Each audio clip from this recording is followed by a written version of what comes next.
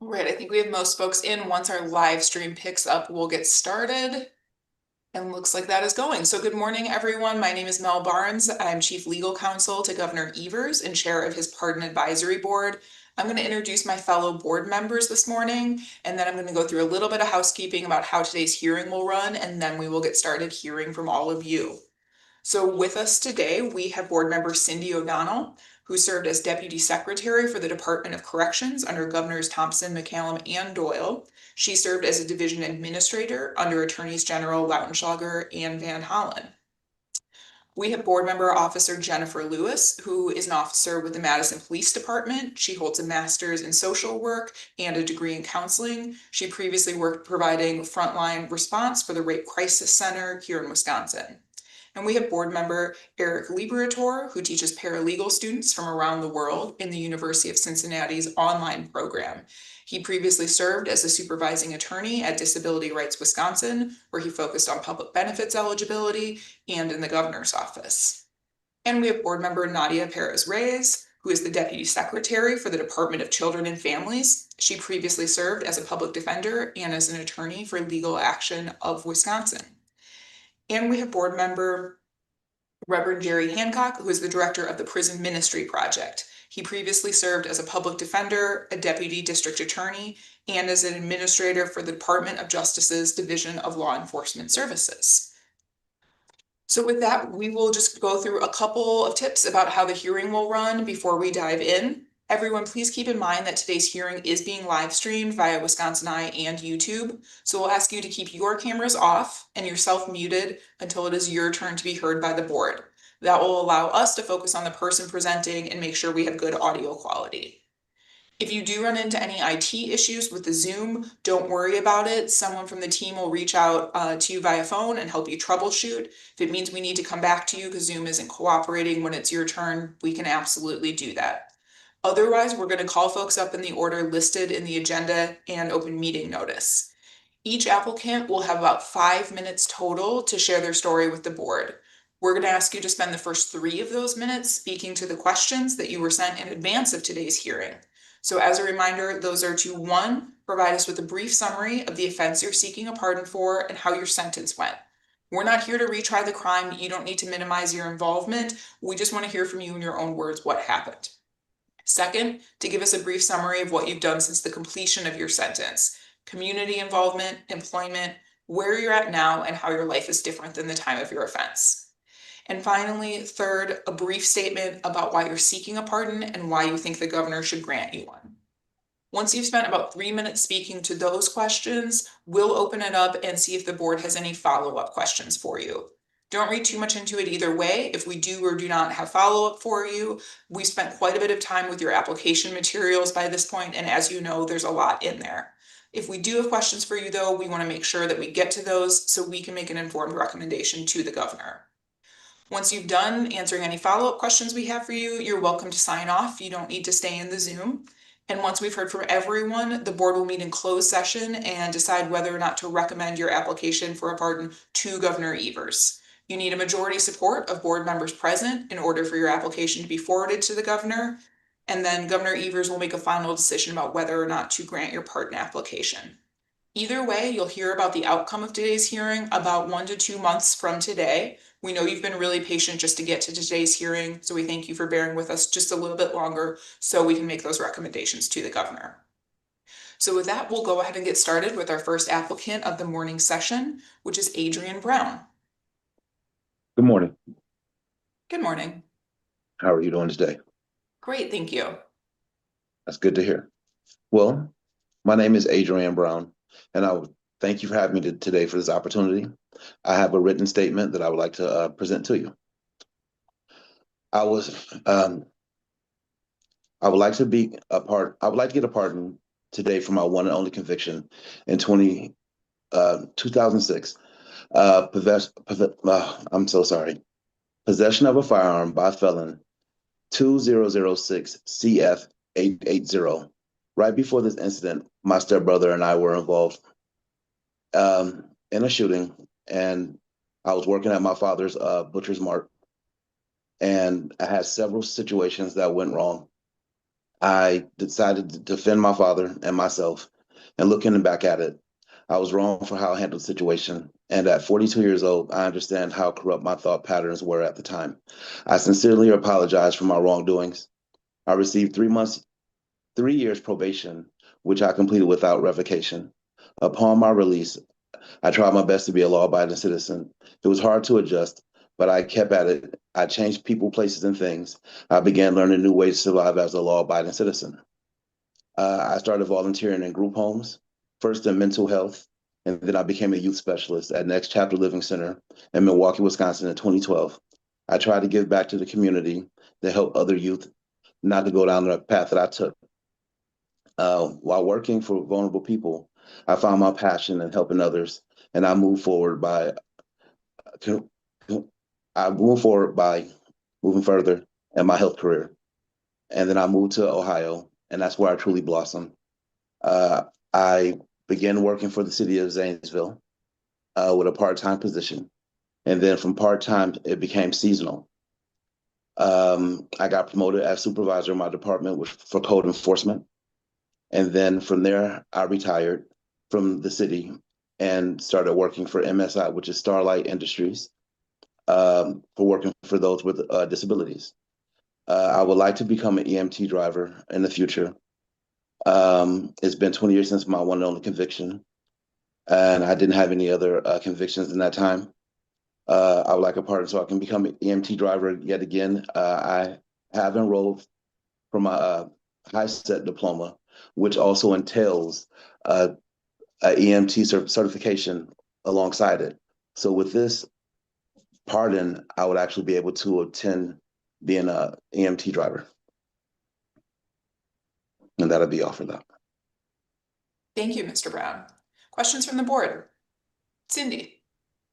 Good morning, Mr. Brown. Nice to see you. We've been waiting for you for a few hearings now, so it's Grand Rising. I had to get things in order. It's I all was going good. to move to San Antonio, but I wound up staying. Yeah.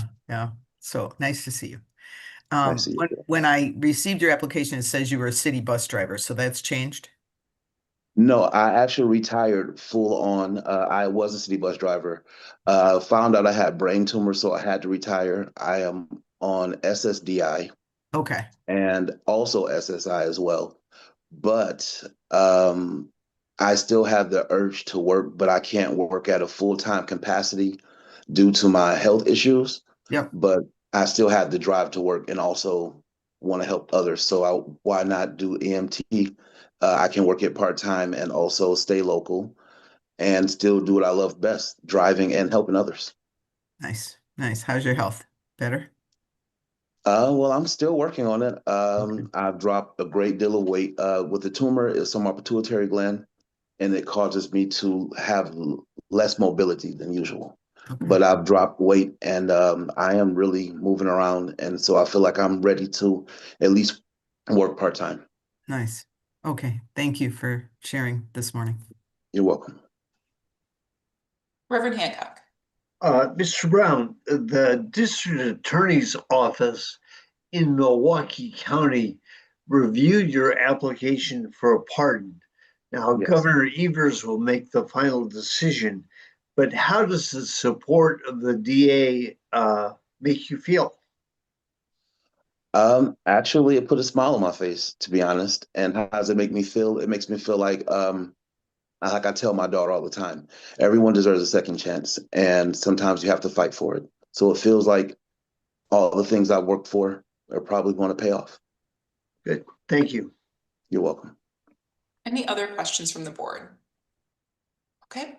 Thank you, Mr. Brown. That covers it from us then. Appreciate your time this morning, and I hope you enjoy your Friday. You too. Enjoy your weekend. Thank you very much for having me. Of Bye-bye. course. Next up, we have Carrie Romanowski. Mr. Romanowski? There you go. Good morning. Good morning. My name's Kerry Romanowski. I got in trouble in 1991 when I was 17. A bunch of us went out drinking and a couple guys broke into cars and they stole somebody's checkbook and they wrote out some checks and we all ended up in Colorado. So what happened is they pushed my court date out till after I was 18 so they could charge me as an adult.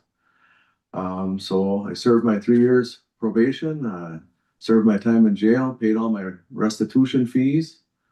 And from there on, I just, met my wife, been married for 34 years, got 3 kids, went through the death of a son. And from there, I had a pretty good, I can't complain about life. I mean, worked for a lot of different businesses, a lot of management experience, did a lot of different trainings and education to better myself. I've worked for different venues trying to do food drives and places like that so you could help the homeless or help people that need the help. We did a lot of things as far as my wife and my kids, trying to donate and help people out that way. We went through a lot of different statements and a lot of different things to receive different employments. So as I said, I've been management material for the last 20 some years, working with people, trying to help people. Right now I'm a senior manager in an automotive facility. What we do there and try to help people and you make sure that their cars are maintained and keep them on the road so everybody's safe. From there, brief description about why I should get a pardon. I mean, I've not been in any trouble for 30 plus years. I've bettered myself. I try to make sure that life is totally different because now I look at it as you want to enjoy life. You don't want to deal with the drama. Life is too short to have problems. I mean, we hang out with a pretty good group of people and, we all have fun. We go UTVing, go boating, fishing, go up north to the cabin and just try to enjoy life. I mean, as I said, life is too short to deal with people that are into that criminal society or just don't want to better themselves in life. I mean, to me, I want to move forward. I don't want to have drama in my life. I just want to enjoy life. Thank you, Mr. Romanowski. Questions from the board? Cindy? Yeah, good morning, sir. I have 2 questions. You Sure. have a 1992 misdemeanor resisting obstructing. What was that about? I don't even, Hang on, let me look. yeah, I have no idea what that is. I'm sorry, I'm his attorney, Attorney Miranda Lascano. When I look on CCAP, I don't see that anywhere. So can you tell me where that came through? Marathon It's a- County? It must have been a county ticket, maybe? I have no idea what it would be. Okay. So, I mean, once I got in trouble in 90, they sentenced me. I mean, I wasn't in any trouble from then. So, I mean, I don't know what it would have been for. Okay. I honestly have no idea. Okay. My second question is, it's interesting your avocation is the auto industry. And you and your friends broke into 8 cars and you stole speakers and phones and damaged some of the vehicles. You don't mention the victim impact at all in your application. I'm wondering if you could speak to that today. I mean, I don't know them personally, which, yes, I'm sorry that it happened. I mean, I have had things stolen from me in life, as an adult too, and I understand exactly what happened. I mean, it's hurts them dramatically. You damage their property. You put them in a bind because, as they said, you took this stuff from them. Now they have to recover that stuff. They have to pay for that stuff, and not everybody has amount of funds just coming in the door. You got to work for everything you earn. So, yeah, I mean, I do feel bad about it. And I'm sorry for what I had, but I've tried to dedicate my life to making life way better than, the stupid thing I did when I was 17, Like I said, I was a minor and I was dumb and rash and you learn, you grow, and you try to better yourself from that point on. Thank you. You're welcome. Other questions from the board? All right, I think that covers it then, Mr. Romanowski. Appreciate your time and I hope you enjoy your weekend. Thank you. You guys have a great weekend. You too. Next up, we have Leisha Lustgraf. Ms. Lustgraf? Yes. Hello, how are you today? Good morning. So my name is Leisha Lustgraf. I would like to thank you guys for the opportunity. I'm here for 2 cases, both of them in 2004. The first one is possession with intent to deliver. And then I did I served some time, was also did supervision and finished both of those. And then my other case was bail jumping in 2004 as well. I did 3 years supervision. I finished that as well. I have been working in different fields since then, mainly a caregiver. And I also have been doing like mental health therapy throughout the years. But I'm also on SSI as well recently. I had a stroke last year where they had to restart my heart. So I have not been able to work. And I just have been running, and I feel like I should get a pardon because I've been running a clean slate for almost 20 years. I have not had no conviction since then. And I've just been working on myself. Thank you, Ms. Lescraft. We'll You're open it up welcome. for other questions. Board All right. members? Officer Lewis? Good morning. Good morning. In question number 7 on your application, Mhm. it asks if you've had any other interactions with law enforcement Which I since have. Mhm. you have. Okay. Since the 'Cause 2004, yes, I have. I've you had like, checked no misdemeanors. on your application. My lawyer kind of helped me with that. But I've had like contempt of court, restricting an officer, and like a hit and run, which were all older as well. Mm-hmm. Okay. So did you intentionally leave all these other No, law enforcement? my lawyer kind of helped me with that, so I'm surprised he was the one should have went over that with me, and I didn't intentionally do it. No, Okay. 'cause I would have definitely wrote everything down. Did you review your application once your lawyer completed it for you? I mean, I have a learning disability as well, so it is harder for me to do a lot of that by myself. Okay. How long have you lived on Kipling, ma'am? Well, I was there for 2 years. I'm not on Kipling no more. I'm on Tree Okay. Lane. Okay. I have relocated. It was the Gotcha. neighborhood for me, so I'm aware, yeah. so I, got myself out of that. Okay. And like All I said, right. I had a heart attack since then, so I had to use a lot of family help. Thank you. You're welcome. Cindy? Yes, good morning, ma'am. As part of the Good morning. application process, Mhm. it's not required, but applicants are encouraged to submit letters of support for their Okay. application, and you Mhm. chose not to submit any. Can you tell us Yeah, why not? because I didn't really have, throughout the years, I really didn't have a lot of support. I didn't do a lot for the community, but I did mental health throughout the years. That was one of the main things. Thank you. You're welcome. Reverend Hancock? Oh, you're still muted. The judge in Dane County who reviewed your application for Mhm. pardon supports your getting a pardon. How does that Yes. support make It you makes feel? me feel really good because it's a second chance in life. Thank So you. that made me feel really good. You guys, thank you. Ms. Lescraft, one question from me. Yeah. You mentioned this, and obviously we have your record here, this hit and run in 2006. It looks like it's, maybe just charged as a traffic ticket or something like that. Can you tell it us was. what happened? Was any hurt? I backed into somebody and didn't really know. I was young. At the time I was on drugs and I backed into somebody I did not know and I pulled off. So Okay, so no one was hurt. no, but I'm in a clean slate now. So Okay, got it. no one got hurt. Any other questions from the board? Great. Thank you, Ms. Lescraft. I appreciate your time and I hope you enjoy your weekend. Yeah, you guys have a great day. Thank you. Next up, we have Cindy Szymanski. Ms. Szymanski, Good morning. Nice try on the name. please correct me. It's a tough one.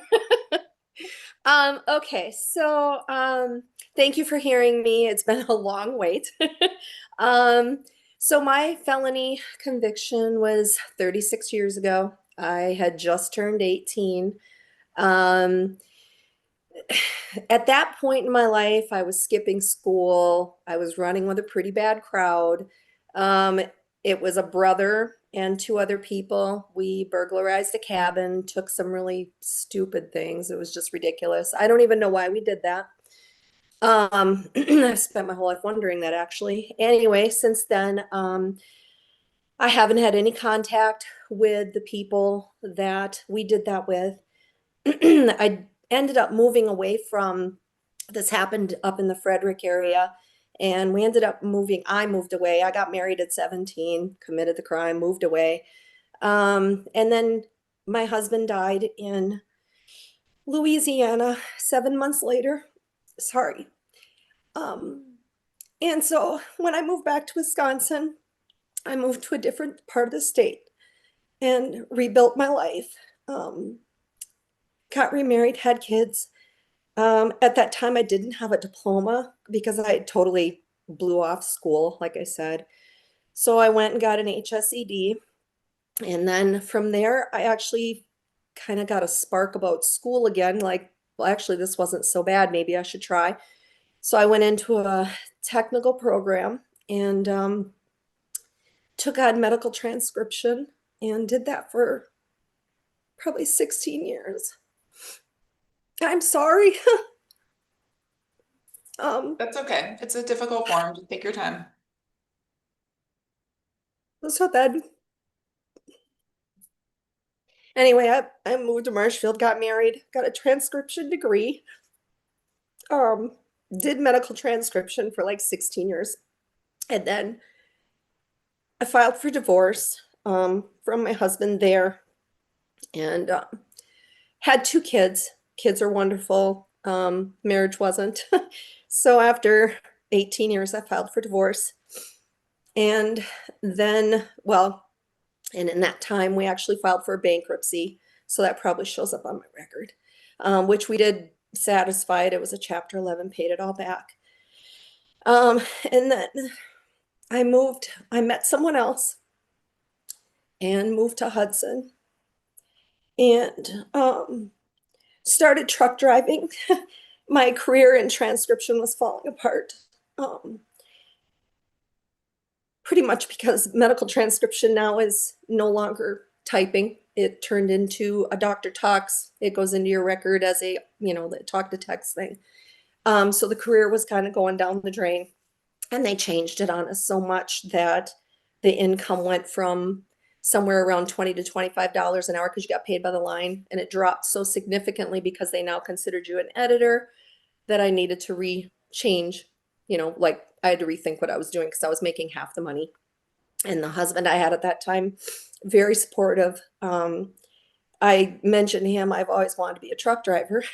So he's like, do it. So I did it. So the last, 8 years I've spent, I was over the road, and then I'm so sorry. That husband died 2 years ago. So this is really bringing up a lot of stuff. So yeah, I've been widowed twice. Anyway, not a pity party for me. I'm sorry. I'm trying to get through this. So anyway, so I went over the road. I became an instructor after that, and I started teaching people how to get their CDL, how to pass their test. I took on school bus training so I could train people on school bus, and then I became an examiner. So I started my own company, my own LLC, so I could start testing people so they could get a CDL, and stuff like that. And then last job was working for Xcel Energy. I was strictly training, the employees of the company how to get their CDL. The reason for wanting to get rid of the pardon, or get a pardon, I'm sorry. It's funny because I didn't even realize there was a felony on my record. I kind of thought I assumed it had been expunged because I applied for a passport and I was given a passport. And then when I was a truck driver, I had hazmat endorsement. and all these other things. And then when my last husband died, I wanted to purchase a firearm, just because I felt unsafe in my home. And it was denied, and I couldn't figure out why. I was like, what the hell happened? So I submitted an appeal, and the appeal came back and said that there was this felony on my record, which kind of surprised me because I honestly thought it possibly was something where the judge had, or the attorney I had at the time when I was a teenager had it expunged. And so to my surprise, it wasn't. And so my main reason was just I wanted to purchase a firearm to have in my home. And I've retired now, so it's like I'm not in Wisconsin anymore. I just moved to Missouri. I guess that's all I got. Thank I'm you. sorry. That's totally okay. You're not the first person to struggle to get through it. And we appreciate it's difficult. So I'll open up to any follow-up questions the board might have for you, board members. Cindy. Good morning, ma'am. Sorry for your losses. Thank you. You heard me ask the previous applicant this, but you also chose not to submit any letters of support with your application. Can you tell us why not? Because I try not to tell people. I'm too embarrassed. And so my own kids don't even know any of this. It's just embarrassing. Okay. I feel like I've changed so much, and I've done so well, and people see me for what I am now, and I just don't want them to look at me in a different way because I did something stupid. Thank you. Reverend Hancock. You did a very good job, and this is really hard. So congratulations on getting through this. There was something really interesting in your application that I wanted to ask you about. And that is, I know you moved on from this, but are there a lot of women CDL instructors? There's not even a lot of CDL holders for women. I think it's like a 5 to 10% ratio. It's pretty tough to be a female truck driver and go over the road, and it's hard to gain respect that you can handle the job. And as an instructor, and even as an examiner, you're examining people, and you've got these sometimes very egotistical, I know everything kind of male people that are trying to get a CDL, and you tell them that they weren't successful with their test. It can be pretty ugly. But yeah. Well, thank you. I thought that was a really interesting occupation. Yeah. I even did driver's ed at the very end there, where I was teaching, young drivers how to, drive and do the correct things to get their license. And so I really enjoyed the teaching part of it. I like driving. I love driving. In fact, I recently reached out to Convoy of Hope because I live down in Missouri now, and I was driving through Springfield, and I saw these. I love semi trucks and trailers. I miss driving, actually. But I saw their facility, and it big semis with Convoy of Hope on them. So I reached out to them last week, and they're very interested in possibly attaining me as a driver. I want to find out what it is they exactly do, but it sounds like they do disaster relief, and I've seen their trucks on the road. So I kind of offered my services, and I haven't followed up yet, but it'd be a way for me to get a little driving in and do a little something for someone else. Good. Thank you very much. Yes.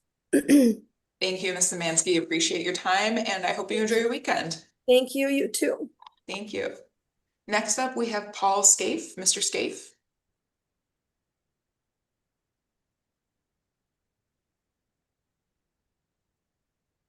Mr. Scaife, do we have you with us in the Zoom? Okay. I'm here. I'm sorry. That's okay. How to get We can hear you now, but we can't see you. Are you able to turn your video on? I'm trying to find where you turn it on. Okay, there it is. Got me? There we go. Sorry about. All right. Hi, I'm Paul Scaife. Good morning, everybody. In the early 90s, I was convicted of criminal damage to private property after I got into an accident and left the scene and did not report it. I performed community service, 90 days I was in jail, and I had 1 year of probation. Since that time, I raised 2 boys. One is married now with a little baby on the way, so I'm pretty excited about that. Youngest is engaged. I spent 8 years volunteering to coach Little League Baseball and youth basketball programs. I worked 20 years building residential homes as a carpenter.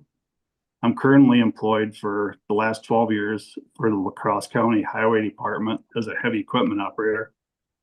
And I'm also a safety training instructor for tree felling and chainsaw safety.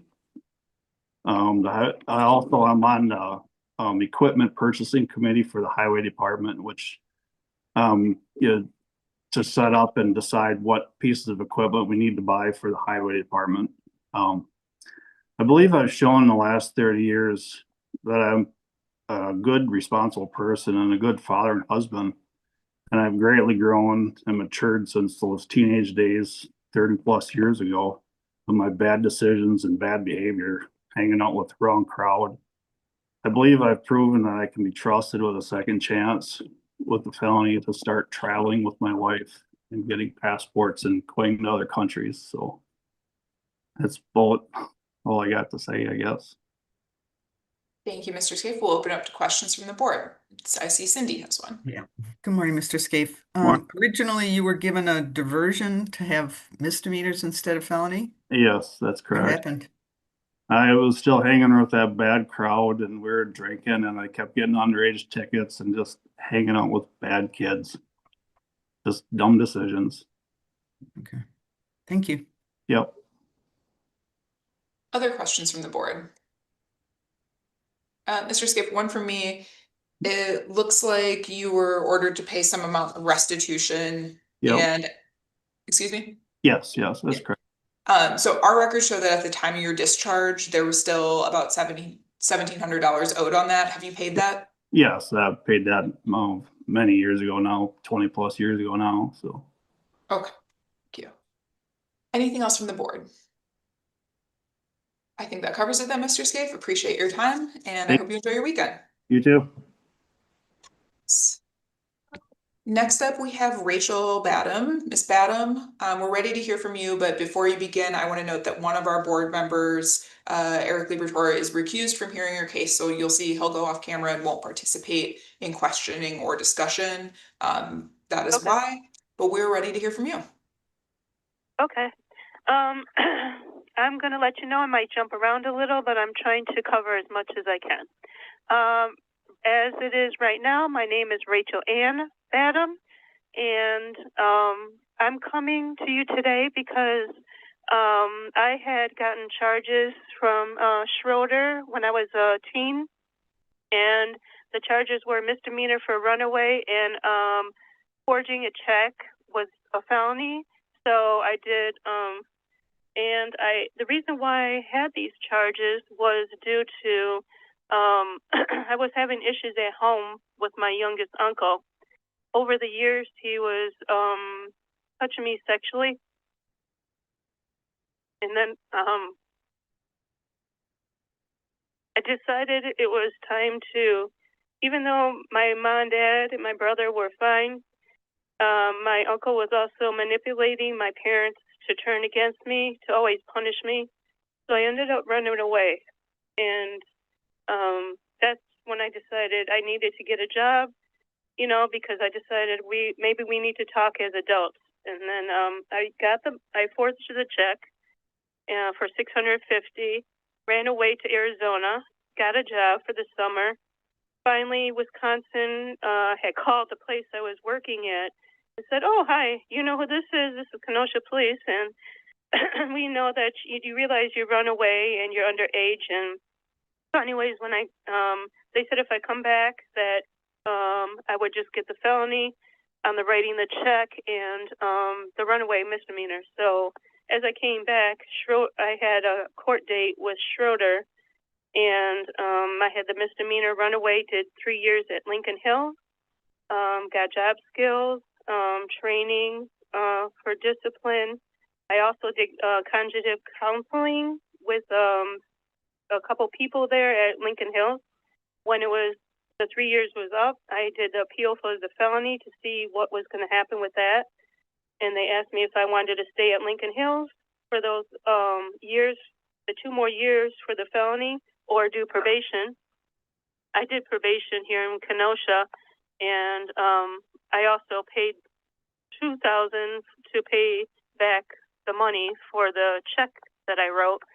And then I filed with Jean Nicolazzi on probation.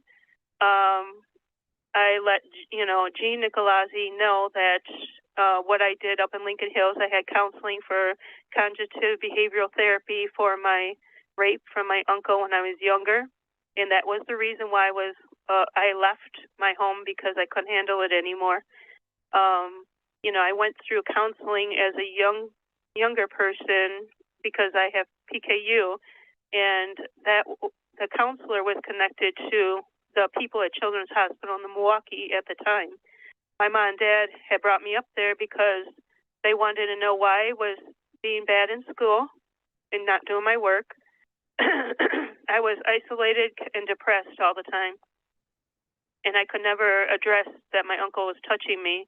And also, when anything would come up, like, oh, well, you did this at school, my uncle would either be there or on the phone and tell my dad, well, she's a compulsive liar, and he would constantly turn them against me. So I was always being punished and stuff. And I even tried to address that my mom wanted to know who the monster was in my life. So when she brought me to counseling, I addressed it to her, and she did counsel with me. But when I addressed who the monster was in my life, then she told my mom that she was going to test me to see if I was touched. I kept telling her the person that had touched me, which was my youngest uncle, did not touch me in the area they were going to check me, which was the front. I told her that he kept laughing because he doesn't care, because he only does it from the rear end, because they won't check there unless it's court ordered at the time before the laws had changed. So as I got a little older, like I said, I couldn't handle it anymore, because at 11, I had seen some girls that I used to play with seeing us in the picture window where my uncle was forcing me to have sex with him. And so when I got outside, these people that lived down the street I used to play jump rope with told me, we seen what your uncle did, this and that. And I said, well, I did try to address it to a doctor my parents had taken me to, but they didn't believe me because I had issues in school. I lied about stuff like not doing my homework kind of thing. So I was kind of like a liar at home. And so nobody believed me. I kind of blew it off and just handled the punishment, and I couldn't handle it after a while. But these girls told me, don't let your uncle touch you, and just kick him in the groin in the private area. That's what I did. So he stopped sexually touching me at age 11, but he used manipulation to turn my family against me, like always trying to get me in trouble. Well, she's a liar. So I decided with a friend that I was going to write the bad check for $650 to get us out of state, go get that job that I got in Arizona, live there. And I did call my mom from Arizona, told her, I couldn't handle the monster in my life anymore. Not only he was touching me till 11 and turning them against me like I couldn't win either way. I said, I'll come back when I'm older so we can talk, because I was younger. Sometimes kids make things up, but I told her I'll come back, in a couple of years when I'm 18 or 19. Well, Ms. Badham, that's when I don't police. I don't want to cut you off, but I feel like we understand kind of what you've said about the reasons why you took the checkbook and went to Arizona. Could you tell us just briefly why you're seeking a pardon, what a pardon would change in your life before we open it up for other questions? Okay. All right. So after I left Lincoln, I changed my life around. I became a Christian. I was focused at school, and I decided that I wanted to get into government. And I'm now pursuing my criminal psychologist to work in government. And I had gone for my weapons license because the probation officer I had said I never had any other charges. The charges I had got expunged or something from Schroeder because he understood what happened, why I wrote the check and left town. So they said, don't worry about the charges, which I never realized because I worked as a nurse for many years.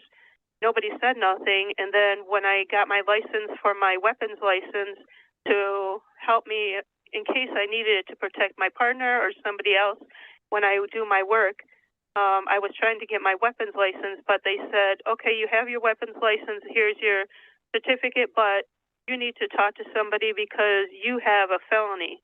I said, what is this felony? And they said about writing the check. I said, I didn't understand because it was supposedly expunged from Judge Schroeder after I finished probation because he heard that I had gone to counseling at Lincoln for the sexual abuse from my uncle. And Ms. so Badham, when you I wanted submitted it because when you submitted your application, it looks like you were currently a college student studying criminal justice and psychology. So have you completed that degree and that was part of why you were going for a weapons certification? actually I'm going to until my doctorate. I finished my bachelor's in spring. I'm transferring into my master's to get my license, and they're going to train me to get my license so I can work in government and, not have to shadow somebody for a while. And then I'm moving on to my doctorate so I can be a doctor of psychology and law. Okay, thank you. I just want to open up and see Okay. if board members have any questions for you. Board members? Okay. I think that covers it from us, Ms. Badham. Appreciate your time and I hope you enjoy your weekend. You too. Thank you. Bye-bye. Thank you. Next up, we have Austin Wrenched. Mr. Wrenched. Good morning. Wrench, thankfully I wasn't named Alan, but I appreciate the opportunity to speak today. In my early adult years, I was convicted of some crimes related to marijuana and alcohol. Those crimes related to marijuana were possession with intent and conspiracy to deliver THC. My sentencing went as well as it could have. I spent between La Crosse County and Dodge County jails roughly 9 months. During the process, I was fortunate enough to work in the Huber program. So I worked 12-hour days, 7 days a week in La Crosse County, earned some good behavior, got released out of La Crosse County early because I worked in the kitchen and the laundry room. Then for Dodge County, I was fortunate enough to work for Fox Lake, the city of Fox Lake, repairing roads and also lawn mowing and weed whacking at cemeteries and things of that nature. Again, I was able to earn good behavior and released from jail early. That was my rock bottom. I also completed probation early, completed all 400 hours of community service, paid all my restitution and fines, and I was released from probation early. I'd like to explain in the following paragraph some of the circumstances that surrounded these incidents and why I feel it's part of my past, but not my current future. My mother and stepfather both were killed when I was 14 years old. My stepfather was killed in a hunting accident, and 6 months later, my mother was killed in a car accident on the way to work. I was unable and ill-equipped to handle those tragedies. Without the correct support system in place, when my brothers and I had to move to Mayville, Wisconsin, Dodge County to live with my father and my stepmother, I turned to marijuana, alcohol, and a poor group of friends. Today, I'm confident to report that's no longer the case, and I'm at a whole new place in my life. I think it's important to note that I do accept full responsibility for my actions at that time. However, I realized long ago that these actions were a coping mechanism for traumatic events I endured, and it's not reflective of who I want to be as a person, and more importantly, the person I am today. I have made a committed effort to change myself for the better. With the convictions transpiring 20 years ago and the actual crimes being committed even longer ago, I've done many things to illustrate the truth to the aforementioned statements. Since my convictions, I've completed my bachelor's degree in accounting and graduated with honors. Additionally, I've completed my master's in business administration with a 3.81 GPA. I've maintained full-time employment, including senior level positions, and I've participated in multiple volunteer organizations such as the Habitat for Humanity, the Humane Society, and I serve on my church council today.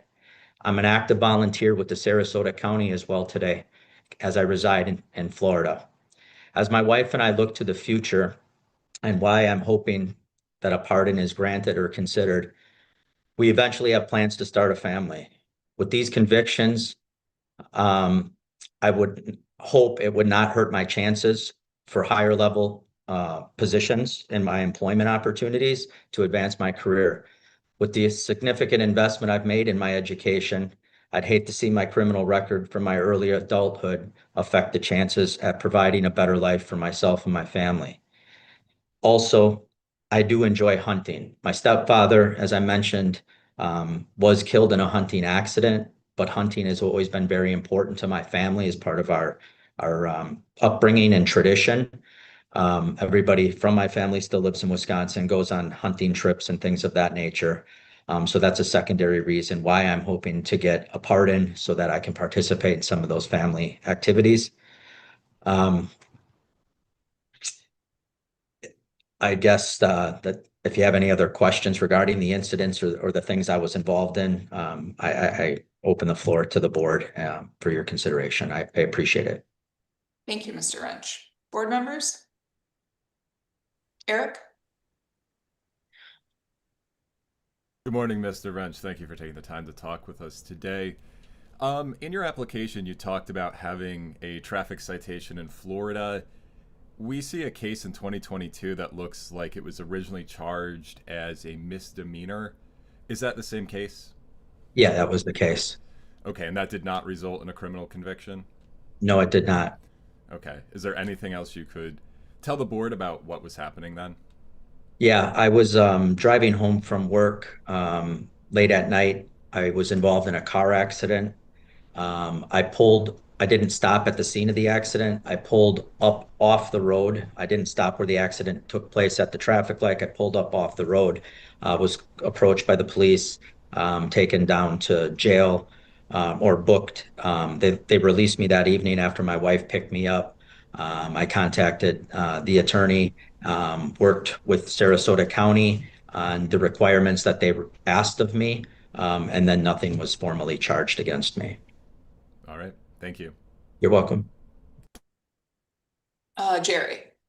Mr. Wrench, you submitted on your behalf a very interesting letter from a sergeant on the Beaver Dam Police Department who said something very interesting, and that is that when he encounters troubled people, he uses your story as a way to encourage them that their life is not over, and if they try to do better, things will get better. Did you see that letter? I did. I've been fortunate enough and blessed in my life to come across many people like Eric, who is a Beaver Dam sergeant on the Beaver Dam Police Department. I went to school with another gentleman, AJ Agnew, who actually works for the DEA in Madison and the governor's drug enforcement agency. Those people were pivotal in my life once I got out of jail, and I decided to turn my life around. They were a great support system to me, and while I was in jail, and that was my rock bottom, I realized that my stepfather and my mother wouldn't have been proud of the person or the road that I was going down. And from that point forward, I tried to do everything I could to be an example of how, if you apply yourself, make the right decision, surround yourself with good people, you can absolutely turn your life around. Okay. Thank you. You're welcome. Officer Lewis? Good morning. I see in 2010 on your background check an incident from Fond du Lac PD. Looks like a resisting or obstructing and disorderly conduct that were maybe amended. Can you talk about that incident? Yes. that was Halloween evening. Bunch of friends of ours, we were out at a bar. We were walking home because we had been drinking. I stopped at a tree to relieve myself. I was approached by a police officer while I was urinating. I attempted to run. That's where the resisting came in, and the disorderly conduct. And those were the tickets that I received. I paid my fines, reflected on it, and gave up drinking. So those were originally charged as misdemeanors and then were a municipal citation then? Is that what you're saying? Yes, it went from a criminal charge misdemeanor down to a civil citation that I had to pay a fine, and that's what I did. Thank you. You're welcome. Mr. Wrench, I maybe missed it earlier, but you just said you gave up drinking. How long have you been sober? I've been sober since my wife and I, we moved to Florida in 2013. I've been sober since 2017. Thank you. You're welcome. Other questions from the board? Cindy? Yeah. Good morning, Mr. Wrench. Are you still at JBS? I left JBS and today I'm with Kebabs. I no longer work for JBS today. Okay. So you live in Florida, but it looks like, I mean, your employment history, you've had a lot of job changes. And New Jersey, Pennsylvania, Colorado, Florida, are those remote? You worked remotely, or how does that? Yes. So the reason for the job change is as I'm often approached on LinkedIn by recruiters. I'm headhunted. I work in sales. So I've over the course of my career, I've built and I've worked for some very reputable companies, big brands, big companies. So I'm fortunate that recruiters reach out to me when companies have remote sales positions available.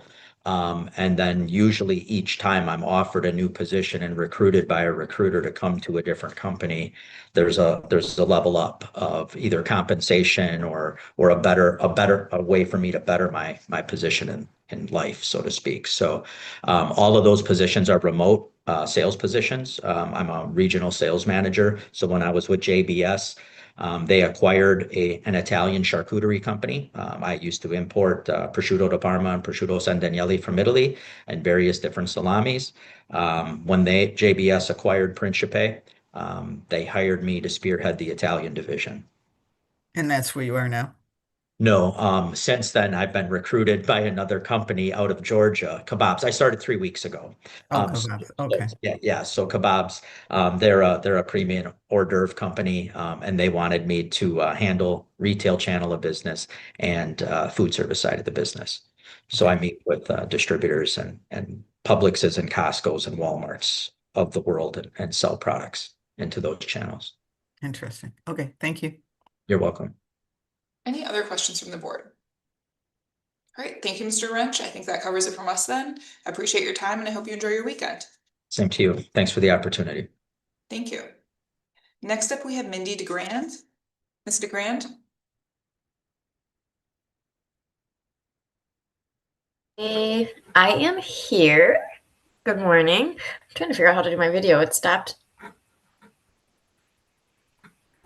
We can prompt you if you can't find the button. There we go. Think we're good? Mhm. Awesome. Good morning. Good morning. So in 2001, I was charged with 3 counts of forgery.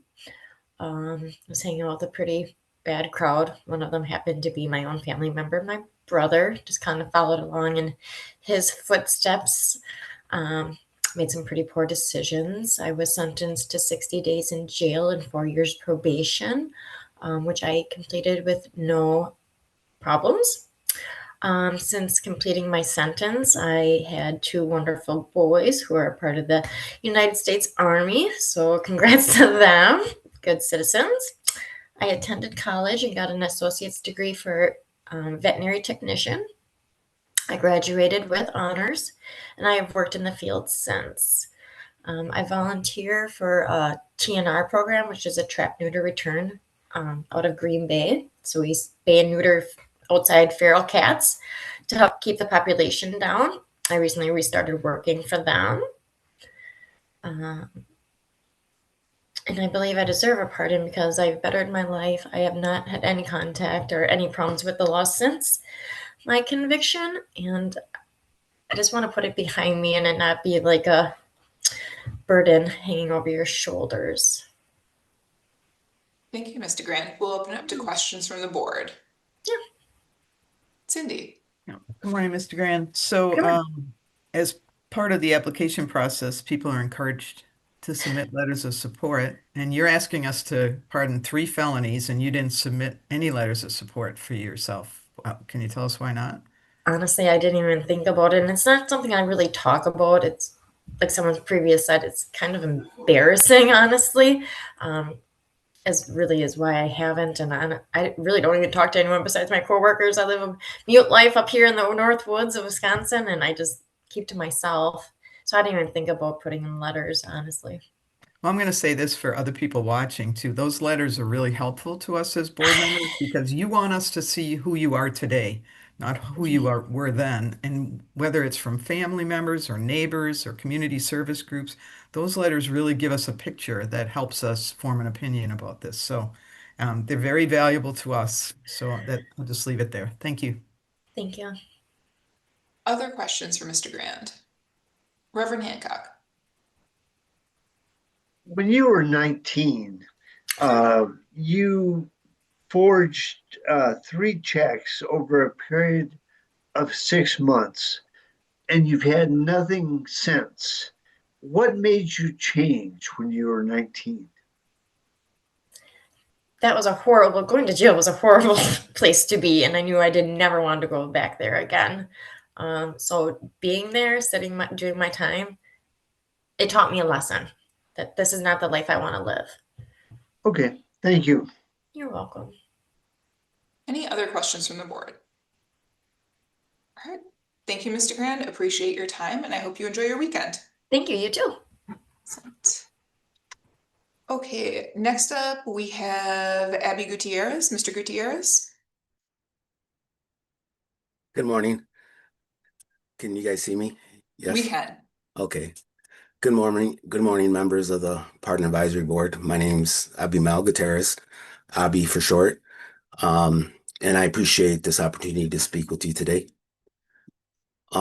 First, a brief summary of my offense and my sentencing. In 2010, while running my iron erecting business, Milwaukee Ironworks, I was struggling due to the Great Recession. To keep the company going, I applied for the Forward Innovation Fund loan in the amount of $99,000. I submitted requests for $82,870 of that. $28,000 was for a crane. I bought some of the equipment truthfully, but for the crane. I wrote a check, and then after payroll, there was not enough money to cover the check. I asked the seller not to cash the check until I could fix the situation, but I never could, and I was never able to complete that purchase.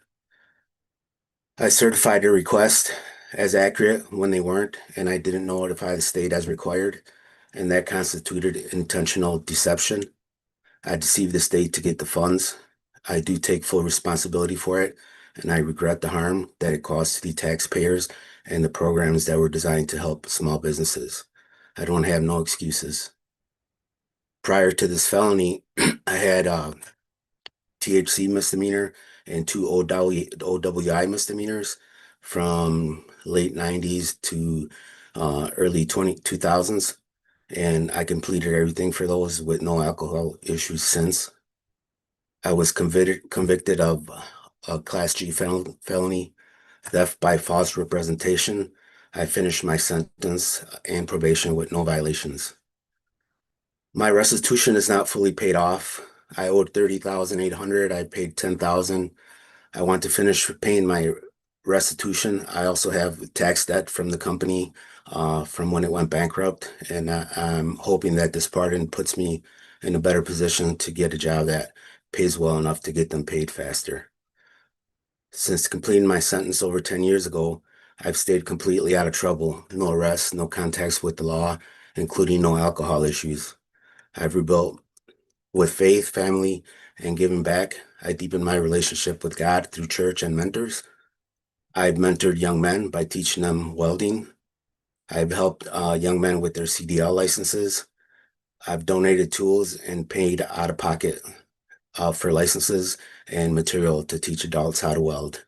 For the Village of Caledonia, I donated time fabricating and welding tile latches to enter manholes. No charge. I did that just to help. I gave free rent to a building, or I gave free rent in a building I owned to Gospel Lighthouse Church in Racine when they needed space and earned their charity award. I have also instilled in my kids to give back to the community. And as a family, we help my daughter and her husband with Cuts for Christ. And that's giving free going back to school haircuts twice a year. My youngest daughter also has decided to serve by becoming an assistant DA for the state. And I only say that to show the impact that this whole thing has had on my family and that we value the rule of law. Professionally, I've done smaller welding jobs and I ran a small trucking company, but my body is too worn out now. For the past 4 years, I've been involved in training courses. Right now at SMB Capital, I'm trying to shift to mind-based work. My body's too worn from my military injuries and construction to keep doing heavy labor. The reason I believe I should receive a pardon is I'm 55 now. My wife has a disability and relies heavily on me. I need to get my restitution paid off and the tax that I have. I would like a decent paying job to be able to pay it off faster. Physical work isn't sustainable. A pardon will help me with securities, license, or some type of licensed career. I've invested years in courses, but the felony creates barriers with FINRA or any type of licensing. I would like to help also coach and chaperone for my grandkids and help out in their daycare. And on a personal level, I've served honorably in the Wisconsin National Guard and the United States Marine Corps, including the Gulf War. I earned commendations for leadership and excellence, and I earned an honorable discharge from both. Thank you, Mr. Gutierrez. I'm going to open up to questions from the board members. Oh, wait. I'm not done yet. Just one more. I'm sorry. Yeah.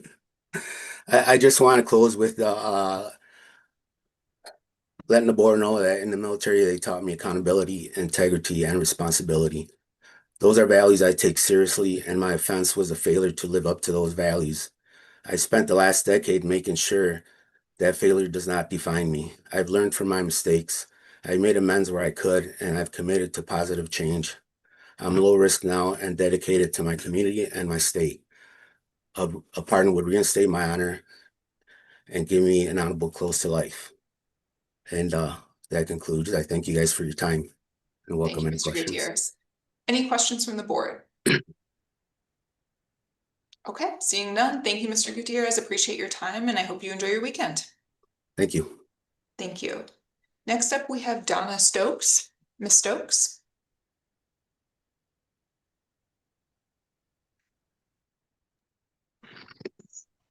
Yes, hi, good morning. Hello. Good morning. I'm new to this, trying to work this phone, but I'm here to say God gave me another chance of life to be able to try to get a pardon for this thing right here that I had on my record years ago, and now I'm just grateful to be here today to make it through the struggle that I went through, and I'm just sorry for what I did, and I had learned my lesson. I turned my life over to God, and I've been doing better things and doing my life and everything. On my own home now. I got a car. I got a house for my kids. I got grandkids now that I can see. Back then, I was going through a lot of things, a lot of drugs and stuff was in my life, and I switched over and I changed to a better thing in life. But I hope to get this pardon so I can get a better job. Thank you, Ms. Stokes. We can open it up to questions from the board members. Cindy. Yeah, Ms. Stokes, good morning. You've heard me ask other applicants this, but you chose not to submit any letters of support with your application. Can you tell us why not? I had back then, I was trying to get support letters and stuff like that. And then I had burned so many bridges and stuff like that. I just took accountability to turn my life over to try to make it on my own and do my own thing to better my life and things like that. So that's why I didn't submit any letters. I asked people, but doing the drug and alcohol, I burned so many bridges. Nobody wanted me to see you get. Sometimes people don't want to see you get better in life, but I chose to do my own thing, get better in life, not by support, or they didn't want to give me support. They wanted me to keep failing. Well, God had a better change of life for me to get better and do things better. I've been clean for like over 25 years now. I'm doing better things. I just want to get a better job, a government job. I've been trying to get in with the felonies on my record. I can't get in to do anything better. I'm older now. And I grew. I'm 64 years old now. I got grandkids I want to look up to and everything at me. Doing a better thing in life. Or just like I'm enjoying life right now. It got to be much better if I can get that off my record to be doing better things, but a better job. And from getting into my retirement, I just want to get into I've been trying to get into the VA as a cook, and that was my dream job, to get in there and work for the government. Even though I'm a CBFR, CNA, I help older people. I have clients now that look up to me to help them better, and I appreciate the time that you guys are giving me to be able to accept it, be able to get this pardon. Thank you. Other questions from the board? Reverend Hancock. Ms. Stokes, the district attorney's office in Milwaukee County reviewed your application for a pardon. Now, Governor Evers will make the final decision, but the DA's office supports your application. How does that make you feel? It makes me feel wonderful. I just praise God for another time. And I appreciate Governor Evers and everybody that supports me and people like me to try to get out of the struggle. Good. Thank you. Thank you. Ms. Stokes, one question from me. It looks like you were ordered to pay quite a bit of restitution, and I understand that was a long time ago, including when you were discharged. But do you have an idea? Have you paid off your restitution, or can you tell us how much of that you've paid? I think I paid it off because it's been many years I've been paying over and over for ever since I had a job. And so I've been paying, I think I paid all it off it's like been 26 years now, 25 years. I think I'm done paying that. So you were on a payment plan? Yeah, I was. I believe it was. It's been so long up in my mind. Yeah, I understand. I mean, this is 1988, so a long time ago. Yeah. Any other questions from the board? Okay, thank you, Ms. Stokes. I think that covers it from us. We appreciate your time today, and I hope you enjoy your weekend. You too. Thank you. Have a nice day. You too. Next up, we have Tamara Connor. Ms. Connor.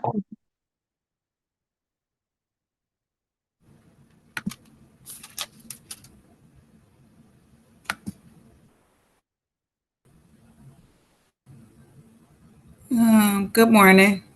Good morning. Can you guys see me? Oh, we could see you. There we go. Yep. Okay. Good morning. My name is Tamara Connor.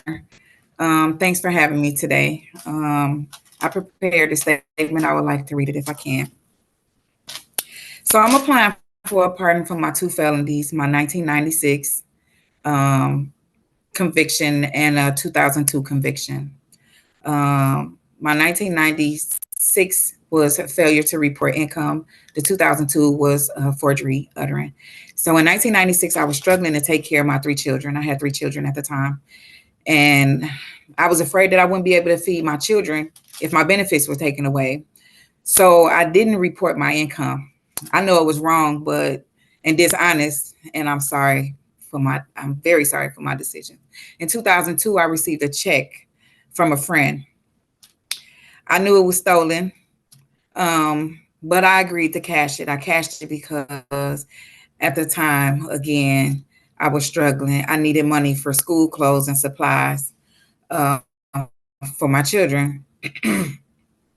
Although I agreed to this scam, I shouldn't have never agreed to that. And that's something that I live with every day of my life. And I'm sorry. I apologize for what I did back then. For my 1996 case, I received 2 years of probation, which I completed without revocation. My 2002 case, I was sentenced 3 years of probation, 2 months in the House of Correction, which I completed without any violation. And also, I fully paid back my restitution that was ordered by the courts.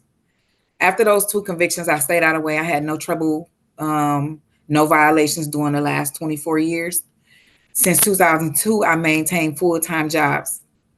I've been working for Freighter since 2017, which in 2019, I was laid off due to the COVID pandemic, due to low census. At that time, I took the initiative to do online classes at MATC, which was the medical assistant program, which I graduated in December of 2020 with honors on the honor roll, valedictorian, everything. I've gained many certifications, which are, I received my GED from MATC, certified medical assistant, certified phlebotomist, and certified med tech and nursing assistant. I have all those certifications. I've also in Mason Safe Zone for their back to school giveaway, their community babies. We're doing all of those, I think, in 2000, after the pandemic. So like in 2020, I think it was. I'm asking for a pardon so I can become a registered nurse. That's my goal. That's the reason why I gained all of those certifications, to build up this momentum to become a registered nurse. But my convictions is stopping me. It's in the way of me achieving my dreams. Like I said, I've continued my education and I obtained a lot of things moving forward to that part, getting up to that part. I feel ashamed and embarrassed every time I have to disclose my convictions.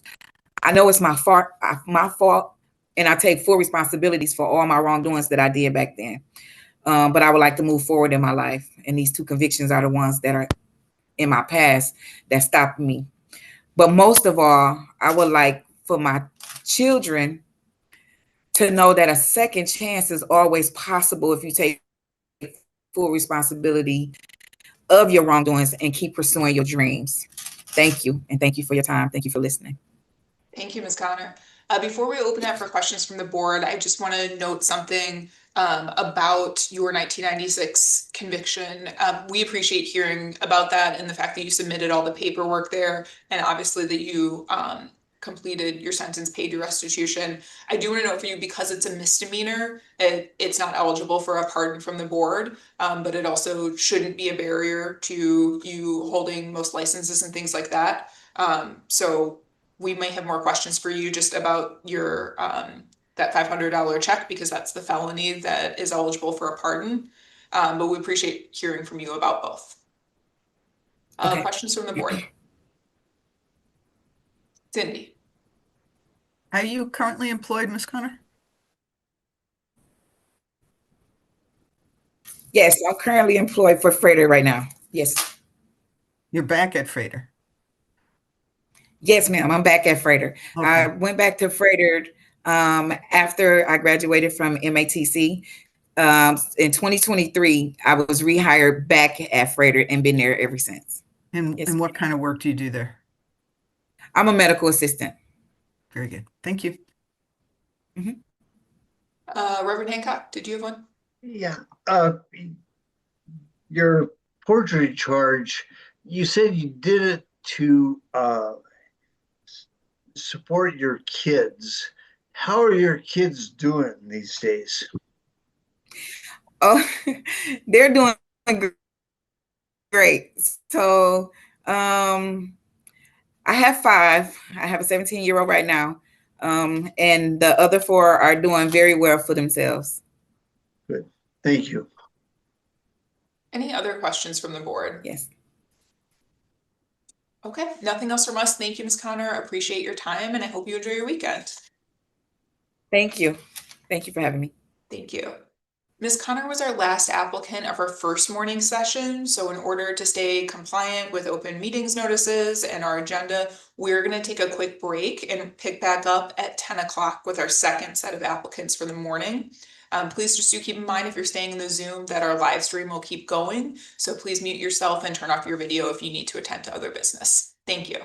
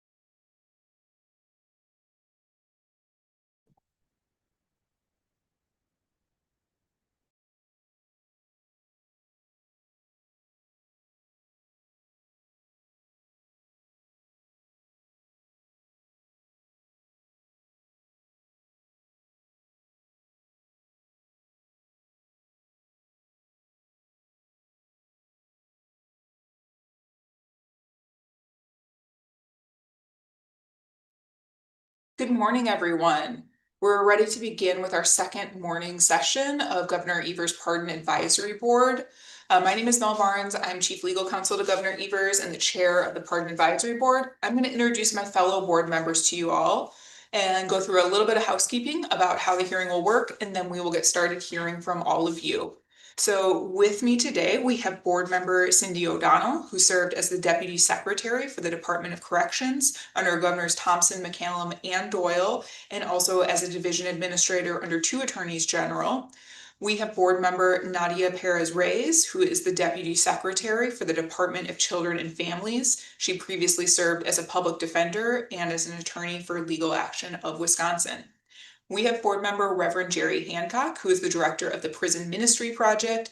He previously served as a public defender, a deputy district attorney, and as an administrator for the Department of Justice's Division of Law Enforcement Services. And we have board member Professor Eric Liberator, who teaches paralegal students from around the world in the University of Cincinnati's online program.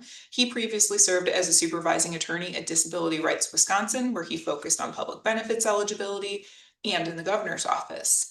And finally, we have board member Jennifer Lewis, who is an officer with the Madison Police Department. She holds a master's in social work and a degree in counseling. And Officer Lewis previously worked providing frontline services for the Rape Crisis Center here in Wisconsin. Just a couple of notes about today's hearing. First, please keep in mind that it is being live streamed via Wisconsin Eye and YouTube. For that reason, we'll ask you to keep your cameras off and yourself muted until it's your turn to be heard by the board. That will allow us to focus on the person who's presenting and make sure that we get good audio. If you do have any IT issues with Zoom, don't worry about it. Someone will reach out to you and try to help you troubleshoot. If it means we need to come back to you because it's not cooperating when it's your turn, no problem, we can do that. Otherwise, we're going to call on folks in the order listed in the agenda and open meeting notice, and each applicant will have about 5 minutes total with the board. We're going to ask you to spend the first 3 of those minutes answering the questions that we sent you in advance of today's hearing. So as a reminder, those are to first, please give us a brief summary of the offense that you're seeking a pardon for and how your sentence went. We're not here to retry the crime. You don't need to minimize your involvement. We want to hear from you in your own words what happened. Second, to give us a brief summary of what you've done since the completion of your sentence. Community involvement, employment, essentially where you're at now and how your life is different than the time of your offense. And third, and finally, a brief statement about why you're seeking a pardon and why you think the governor should grant you one. Once you've spent about 3 minutes speaking to those questions, we'll open it up to see if the board has any follow-up questions for you. Don't read too much into it either way if we do or don't have additional questions. As you know, your application materials are very thorough, and we spent quite a bit of time with those before today's hearing. Once you're done with any questions we may have for you, you're welcome to sign off and leave the Zoom hearing. You don't need to stay. And once everyone's been heard, the board will meet in closed session to decide whether or not to recommend your application for a pardon to the governor. You need a majority support of board members present in order for your application to be forwarded to Governor Evers, who will then make a final decision about whether or not to grant you a pardon. Either way, you'll hear about the outcome of today's hearing about 1 to 2 months from today. We know you've been patient just to get to hearing day, and we thank you for giving us a little bit more time so that we can make those recommendations to the governor. With that, we'll go ahead and get started with our first applicant, Nicole Kirchner.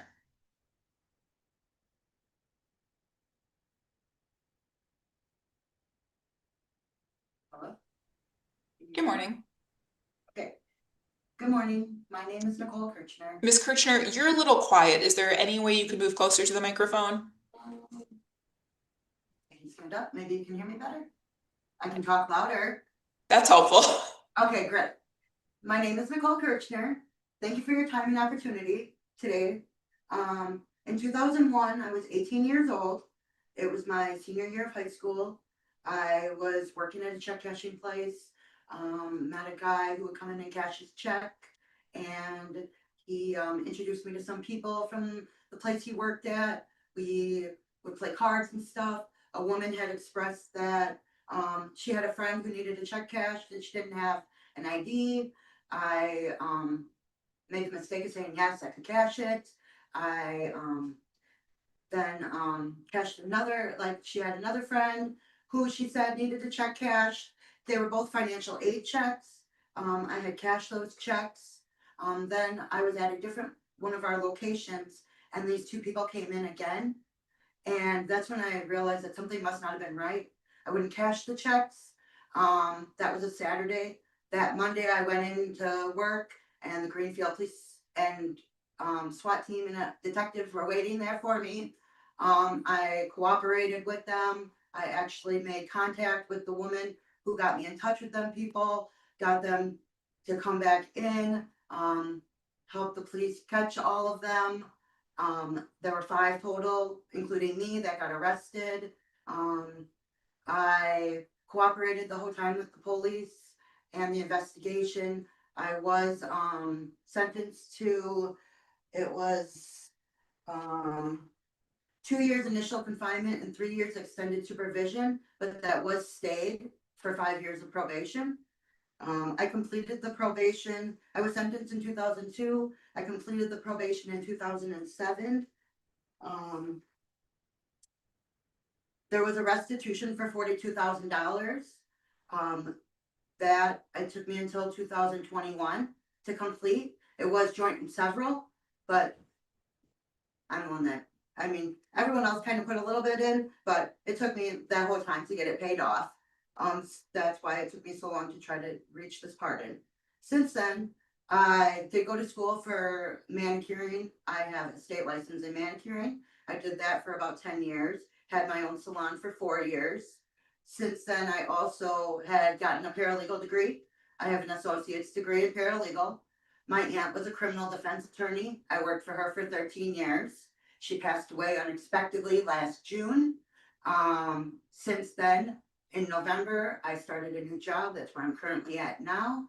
It's for a family law attorney in Greenfield, Wisconsin. I currently own a home in Greenfield, Wisconsin. I have 3 daughters. They go to a Catholic school. They're 10, 9, and 8. Their names are Faith, Hope, and Grace. I volunteer a lot at their school. I'm the volleyball coach, the basketball coach, part of the athletic association. I help out with field trips, concessions, the holiday events, end of the year picnic. My daughters all serve in church. I handle taking care of the robes in church. I clean them, do all the hemming and everything, and get them all organized. Why do I feel I should receive a pardon? Because I have grown into a very different person, one defined by responsibility, family, and service to my community. I am now 42 years old and have a committed partner. I'm a proud parent of my wonderful daughters. They are my motivation every day, and I strive to be an example of accountability, growth, and integrity in their lives. For many years, I've worked hard to build a stable, productive life. I own my own home. I am an active member with my church and children's school. I have demonstrated through my actions that I pose no danger to society. My past does not reflect the person I am today. I have dictated myself to living in a way that honors the lessons I learned from my mistakes. Receiving a pardon would allow me to fully move forward. It would open professional opportunities that currently are closed to me, including becoming a notary for my job, a step that would support my career. More importantly, it would allow me to close a chapter that no longer represents who I am, while still using my story to teach my daughters about standing up for themselves and for accountability and for growth. I want my journey to show them that the mistakes do not define a person. Who defines us is the work we put into working better. Thank you for this time and consideration, and I'm grateful for this opportunity to be in front of you. Thank you. Thank you, Ms. Kirchner, and thank you for keeping your voice up that whole time. We were able to hear you, which might be a first that someone has actually kept their voice up the whole time, so thank you. Board members, any questions? Reverend Hancock. I have a couple of questions. When you were working at the check cashing location, at least one of them, it says in your application, I think I understand that you were 18 years old and in high school and were working alone at that location. Is that correct? At the location that they came to that Saturday, yes. Yeah, Okay. I was behind like There was like bulletproof glass we would be behind and they would just slide the stuff through. Okay, but you were there by yourself. Correct, yes. Okay, all right. And the DA in Milwaukee County reviewed your application and they support your getting a pardon. How does that make you feel? I was very excited. I got it yesterday in the mail. I sent it to my mom right away. I'm an only child. I'm very close with my mom. She takes care of our 3 daughters, like when she helps out at the school and everything. So I messaged her right away. I was very happy because the judge one said no opinion on it. So when I seen this one come and it said in support, I was very happy. Great, thank you. Thank you. Other questions from the board? Okay, that covers everything then, Ms. Kirchner. Appreciate your time and I hope you enjoy your weekend. Thank you, you too. Thank you.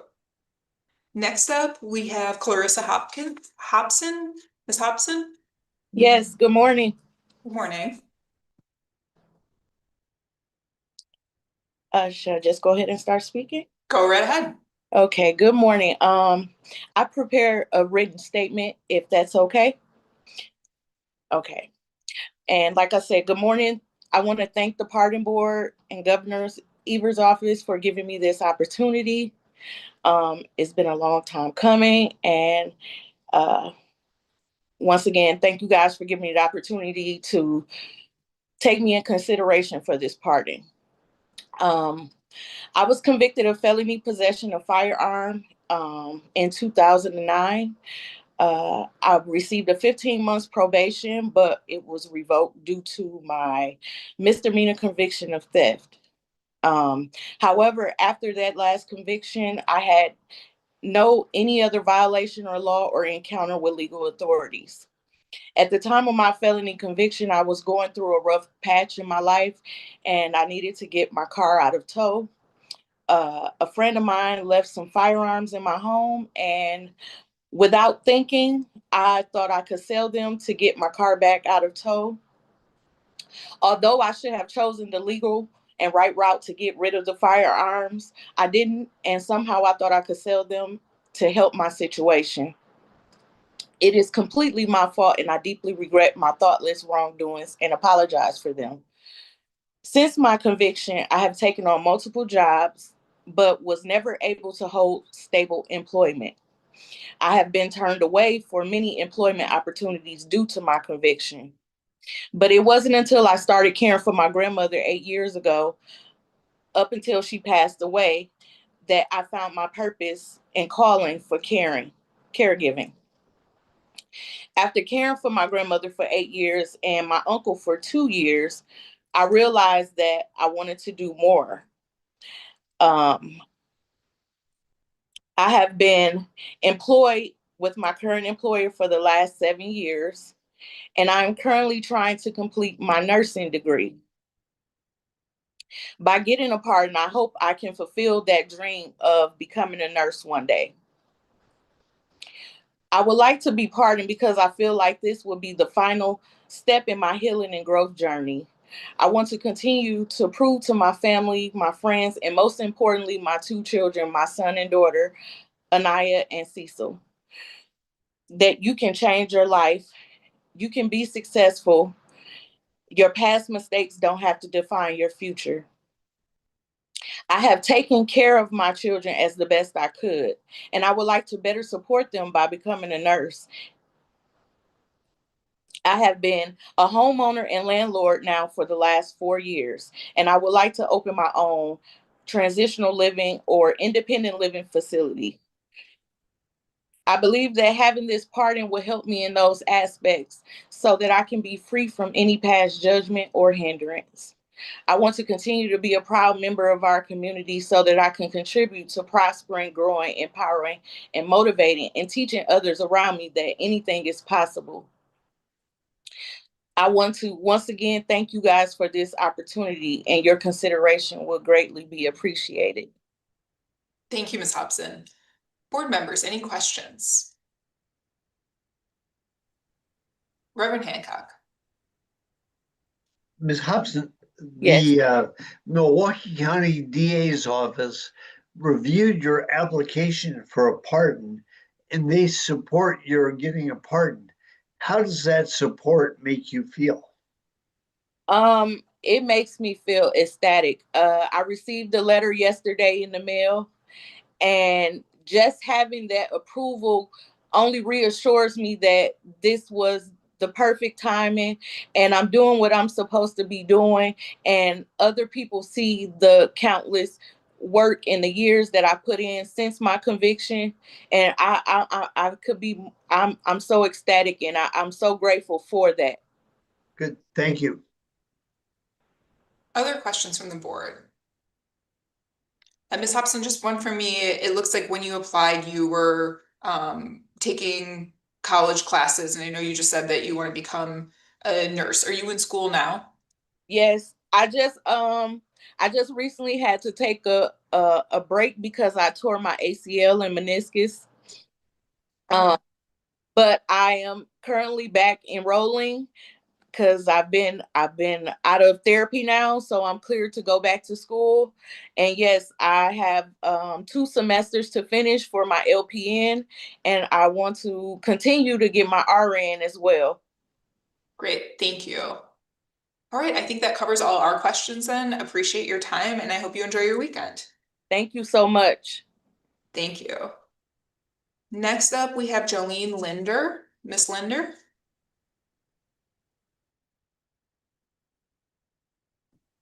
Hello.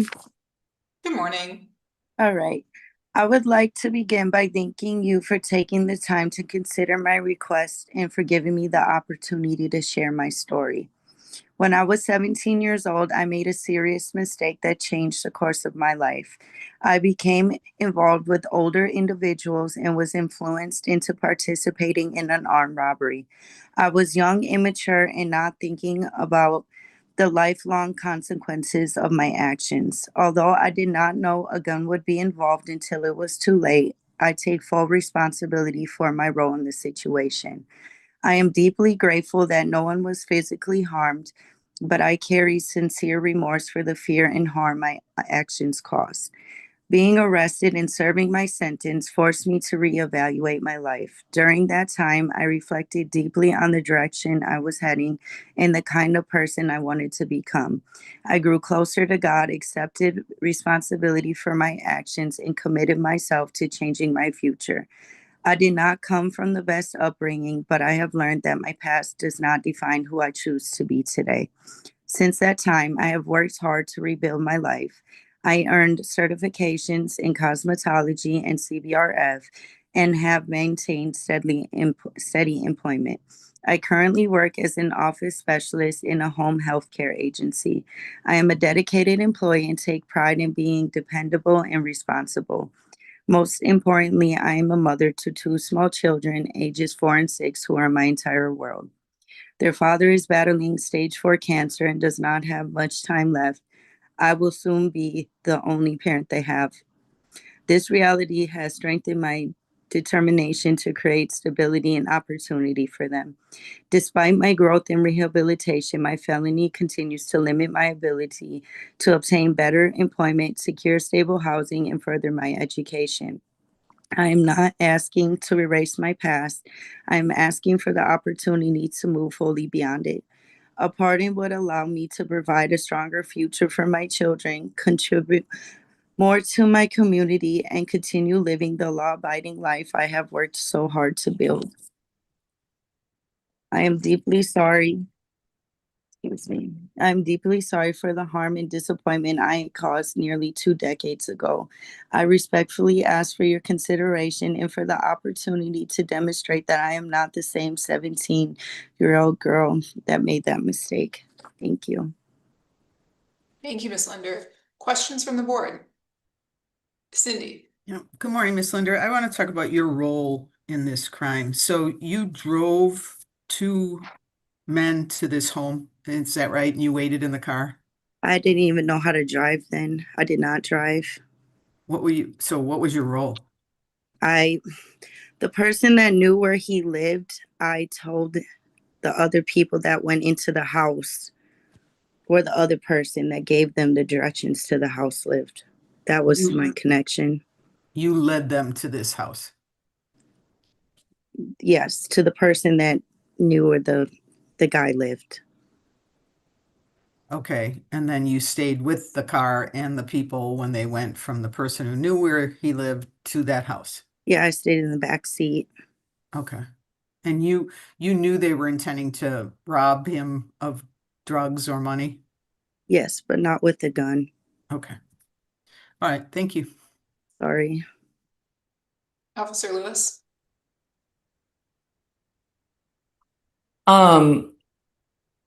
Have you ever apologized to the victim of this crime? In court, yes, but I had a no contact order, so I didn't know like how to reach out to them. You know, I would apologize face to face if I really was given the opportunity to. And I feel really bad, especially for his mother, because she was the one that was in the house, and that was not supposed to be the part of the situation that was going to occur. But if I could write them a letter or do anything to like assure that I am deeply very sorry about that, I really would. So you were not anticipating that the female victim was going to be home? They were supposed to go under his mattress and take what the person that knew where he lived said he had under his mattress, which was marijuana and money.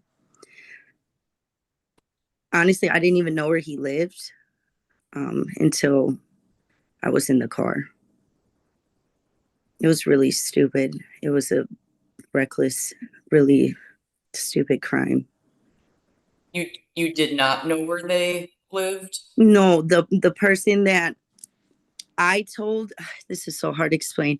I don't want to say their names because I know this is being so the person that knew where he lived, I knew where the person that knew where he lived. So that Gotcha. person told the individuals that went in where he lived. Okay. And this was a known person to you then as well? Yes. Okay. All right, thank you. You're welcome. Other questions from the board? Reverend Hancock?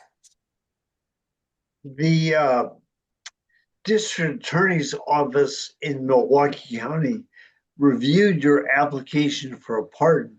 Now, Governor Evers will make the final decision, but how does the support of the DA's office make you feel? Hopeful for a better life, a better future, grateful, relieved.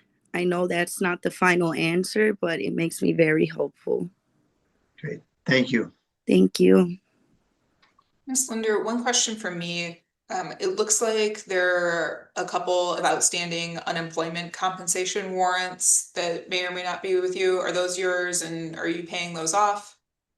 Well, I applied for unemployment during COVID when I was pregnant with my daughter. I didn't get to go back into the field I was currently in due to daycare situations. I do intend to pay what I can with my taxes or if they intercept it, but they tried to garnish my wages and I'm under the poverty guideline, so they couldn't take it. So, I mean, as much as I could try to pay, I will. I'm just kind of having financial hardships right now. Okay, understood. Thank you. Thank Any you. other questions from the board? Thank you, Ms. Linder. I appreciate your Thank time. you. And I hope you enjoy your weekend. Thank you. You too. Next up, we have Petria Relaford. Ms. Relaford?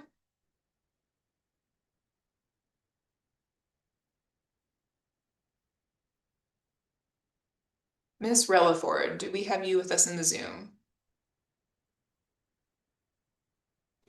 Yes, I'm here. I'm sorry There. about that. I was trying to unmute. Hold on, That's I'm trying to okay. turn my camera on. I'm sorry. Hold on. How you doing? Good morning. Good morning. Hi, I'm Petria Relaford, and I'm here to seek a pardon due to a conviction that happened in 1996, where it was arson to property. At the time, I was going through some rough times, and in school, struggling with a learning disability, being bullied. And I moved out of my mom's house and moved in with godparents, my godparents. And I discovered they had a young lady living there at the time with me. And I discovered that my clothes came up missing. So I began to storm upstairs and then think things through. And I began to set, her clothes on fire. And as I set the clothes on fire out of anger at 17 years old, a shirt got caught onto the roof and it caused like $10,000 worth of damage to property. I'm aware of my actions. I take full responsibility. I thank God that no one did get hurt at the time. And with my conviction, I served 6 months in the county jail. I did 4 years probation. No violations, never got revoked. When I got out of jail from the 6 months, I turned my life over to God. I got in church at 18. I got married at 19, my first marriage. And I had multiple children by that first husband I had. I divorced in 2010. And I was going through a lot of different hardship raising children by myself. I went back to school because I discovered that I had to have a high school diploma to continue to take care of my children as a single parent. And at the time, I was working with children in childcare because my children were at a young age where they weren't able to talk. So I became my children's teacher in a childcare facility. So I had a passion for children. At the time, I had 5 children at the time. And after they got older, I began to seek other employment while I ended up working at I think it was 2015 or 14. I worked at this place on 20th and Wells. I forgot the name of the place, but I ended up doing group Goodwill. I was working as a custodian. So I was getting training with custodian cleaning up under my belt because I liked to clean. I had a passion with cleaning, taking care of children. And then as I got older and progress in life, I ended up start working at a group home. So when I started working at a group home and I had 5 clients, I had a passion to take care of these people where when I would go home from work, I had a heart for these people, these clients that I would go home and take care of, go to work and take care of. So I had a passion for taking care of these senior citizen people. And I grew in my passion, the loving, the caring for these people, these patients, I began to go back to school, So I went and, started a training with custodian. No, not custodian, my community-based facility certification. So when I went and did that, was still working at the group home. And then I didn't like how the patients was being treated. So I ended up branched off as a machine operator at Snap-on Tools. So when I became a machine operator, I worked there for like a year at Snap-on Tools. So, but the passion was always longing in my heart to go back to care for those clients. So I went to further my education at Waukesha Technical College. I just enrolled in college this year. I start April 11 for nurse's assistant. And after my conviction, my 6 months and 4 months probation, I got out. I gave back to the community. I've been in church since then. I've been in church for like over 20 some years. I've been involved with the community. I seek therapy. I feed the homeless. I go to different women with issues conference because I had a lot of issues at the time. And now that I have grown children, I see how their path is kind of resembling my path, but they never had any convictions. And for me to seek this pardon, is to not to forget about or erase my wrongdoing or my conviction, but to put it behind me, to move forward as a nursing assistant and to move forward one day to be a nurse because I have a longing passion, for caring for people. And I thank you for this opportunity, for this pardon, y'all seeking my pardon, looking at my pardon. And since my conviction, it been 30 years. And it's the only conviction that I ever been convicted for. And that taught me it taught me a lesson for real, because that's the only conviction I have on me. And I just want to put it behind me and move forward and ask for a second chance for you all to grant my pardon. And I thank you all so much for this time. Thank you, Ms. Rutherford. Questions from the board? Okay. Oh, Jerry, yeah. The judge in Milwaukee County who reviewed your application for pardon supports your getting a pardon. How does that support make you feel? Gratitude, and like I'm ecstatic. I'm happy. It's new beginnings because I've been through so much in life. I've been through so much throughout my life, and carrying this felony, and think about back then that I could have harmed and hurt children that was in the house. And I'm so grateful because I have 8 children and I have 6 grandchildren. And I'm so grateful that you all considering my pardon. I appreciate it. And it's just new beginnings for me. And I thank you. I have one other question. In your application, you said you've made efforts to engage in restorative justice practices. Did you go through some program in restorative justice? I went through AODA alcoholic classes. I went through parenting classes. Them the only classes I have went to. And Okay. then not only that, I go to different counseling meetings where I kind of get back to the community. I help a lot of young people that, don't think before they react to different situations, because what I've been through and what I experienced throughout my life, so. Okay, thank you. You're welcome. And Reverend Hancock, just for a point of clarification, did you say the judge or the district attorney supported? I believe it's the DA, but. I'm sorry, okay. Well, my notes say the judge supports. Okay. That's it. We'll sort that out, Ms. Rutherford. Other questions from the board? No? Okay, I think that covers everything then. Thank you so much, and I hope you enjoy your weekend. You too. Thank you. All right. Next up, we have Latasha Triplett. Ms. Triplett.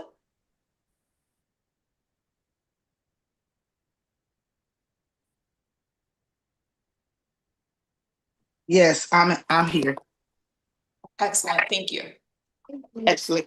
Latasha, I'm on video. Go in there with Daddy. Thank you.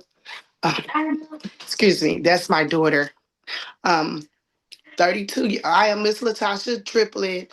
I just want to say, and to you all on the board, to thank y'all for giving me this opportunity this morning and taking y'all time out to listen and grant me this opportunity before the grant board for a pardon. 32 years ago, I was in a dark place. I was lost to the effect of my past.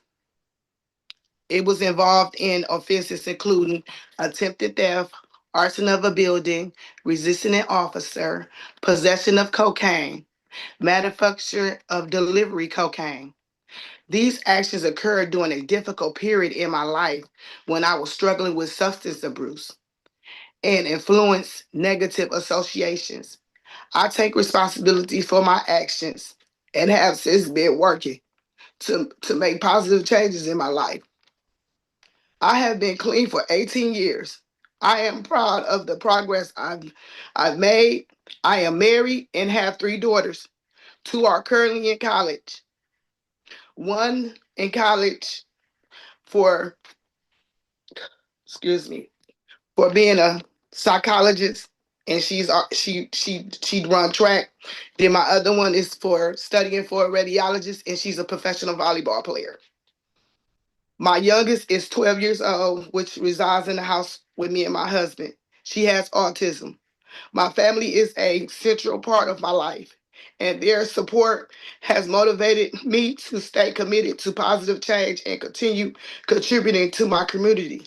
Since my past offense, I have worked hard to turn my life around and become a positive role model in my community.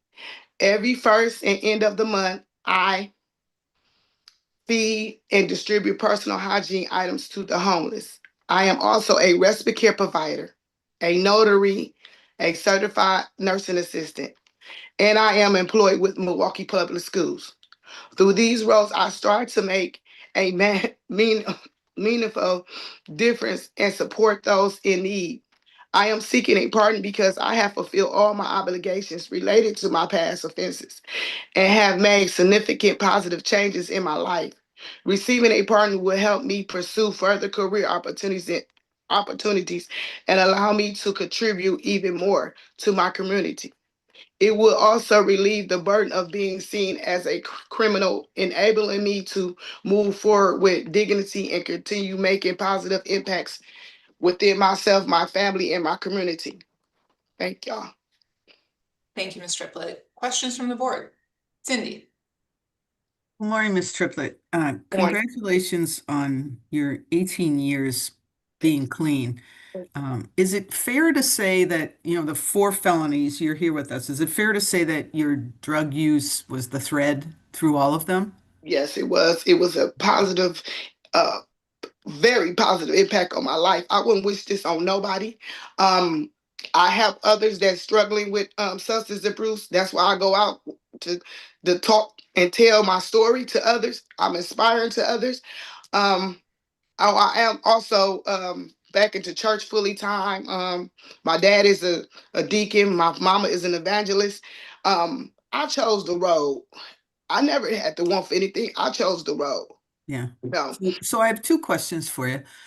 So how did you get clean? And how did you stay clean?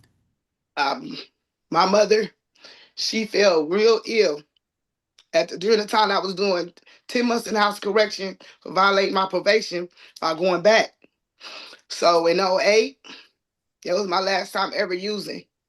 I had got on my knees because they said my mama had lost oxygen to her brain and she wasn't responding and she might don't last over 24 hours. I got on my knees and I prayed to God. And I told God, this is it. You take the taste out of my mouth and I come out of here. I promise I'll turn my life around. I won't put another drug into my system. I will do what I got to do to get my kids back in my life and move forward and be a big impact and opportunity for the community and show them that there is a God. Well, And good I've for been you. clean ever since. Good for you. And my other question, you mentioned Milwaukee Public Schools. Are you currently employed with them? Yes. What do you do? I'm a CHA. Okay. How do you like it? I love it. I love working with kids. My daughter is a big impact on me because she has autism, my youngest. Yeah. So that what made me go into the field and to be a respite care provider for the CLTS program.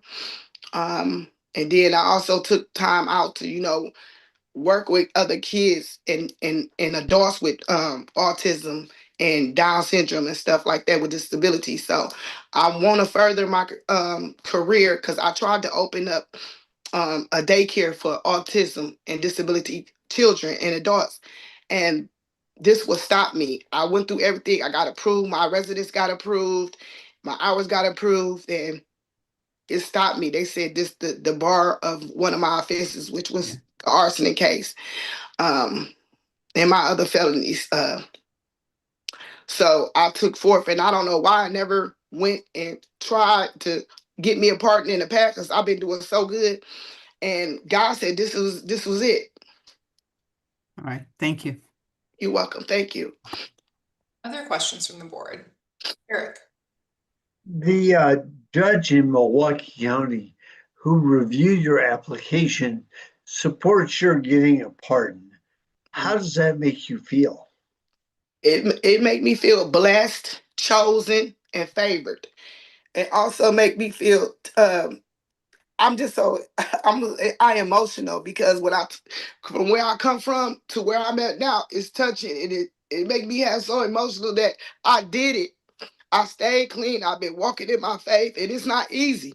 It's not easy because I know people that been clean over 30-something years and go back into that life because it's either problems they dealing with someone that's close to them, they had lost and stuff like that. And I just thank God that I am still walking strong in my faith, and I just thank the Lord, and it make me feel overwhelming, enthusiastic, hopeful.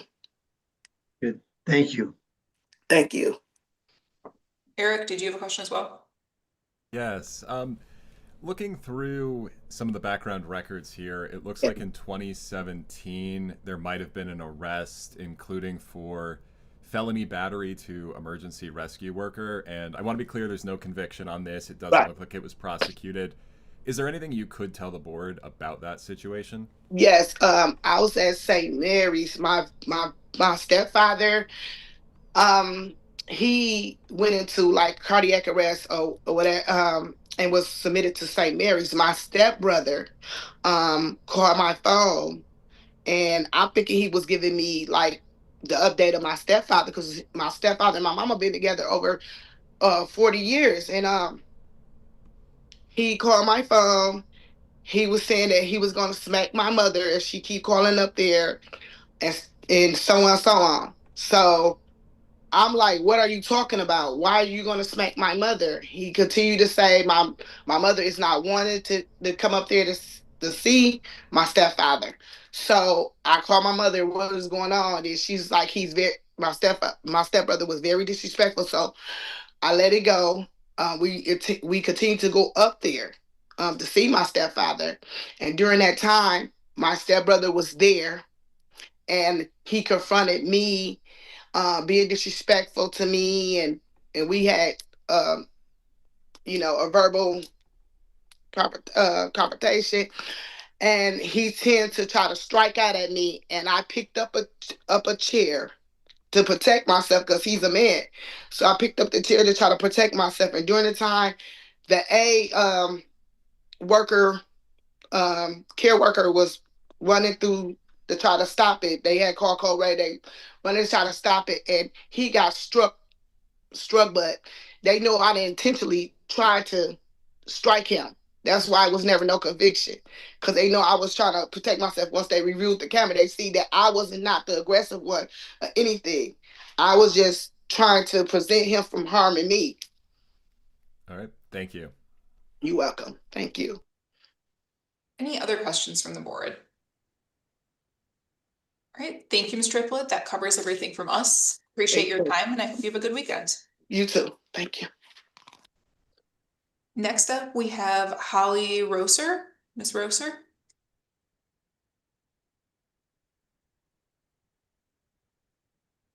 I see you struggling to unmute. Try now. Can you hear me now? Yes. Okay, great. Good morning. And I'm here today, and I'd like to thank you for considering me for this opportunity for a pardon. My name is Holly Razor, and I'm here today because in 1991, I was convicted of uttering and party to a crime.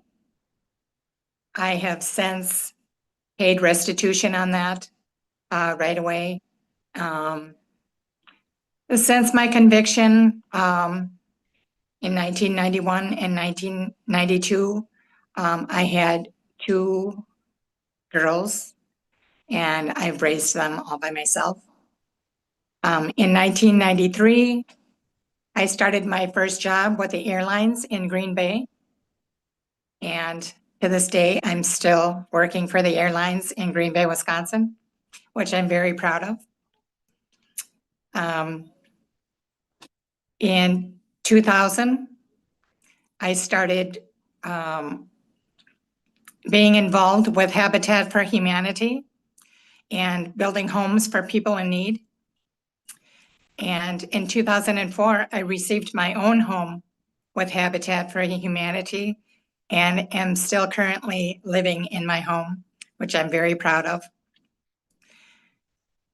In 2009, 2010, I went to school for hotel restaurant management, and I did receive an associate degree for that. But with my love for the airlines, I never pursued that degree. And I just wanted to say I'm hoping for a pardon just to clear myself of this crime that I'm very disappointed in myself. I take full responsibility, and it should have never happened. Thank you, Ms. Rather. Questions from the board? All right, I think you covered everything. Appreciate your time, and I hope you enjoy your weekend. Thank you. You as well. Appreciate it. Next up is Daniel Lentz. Mr. Lentz?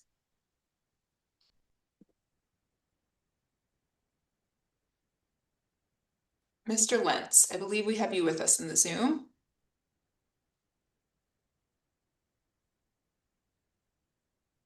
Okay. Can you hear me? We can hear you. We can't see you quite yet. All right, hang on. My mom's helping me, trying to get it to go. There we are. There. Sorry about that. That's okay. Go right ahead. Okay, my name is Daniel Lentz. I have completed my probation and parole successfully. I have paid all my fines and restitution. I have had no new convictions since the offense. I was charged with a party to a crime retail theft. For my job, I am employed. I get new welding certificates all the time. Working for the shipyard, it is a requirement.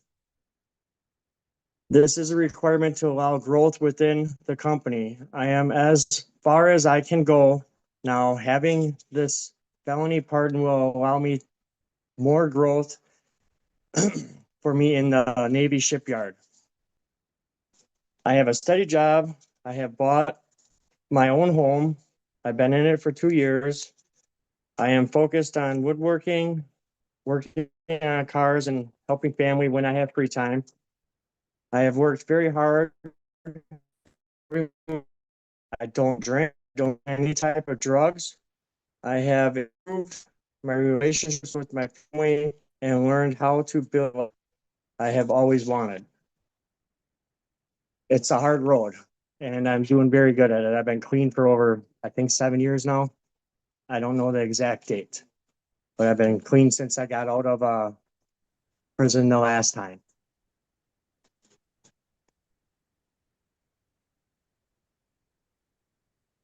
I think that's all that I had to cover, right?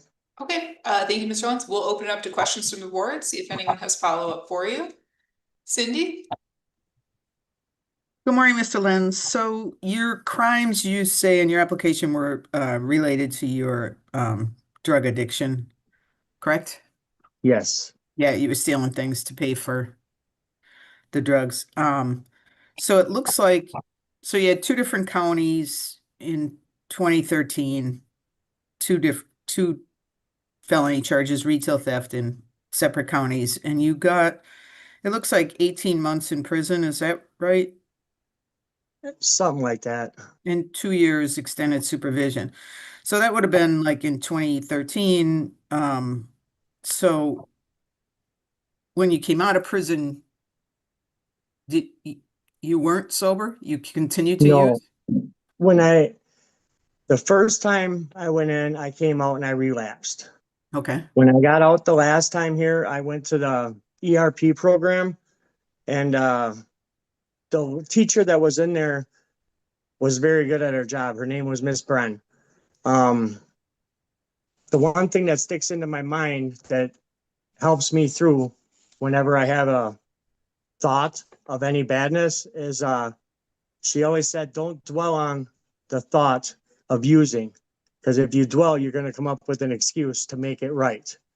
Well, there is no excuse that makes it right. So you have to put your mind somewhere else. So I help family. I do a lot of woodworking. I work on my motorcycles. It's very easily to obtain cleanliness for me anyways now. But those crimes would have never ever have happened if I was never on drugs. And I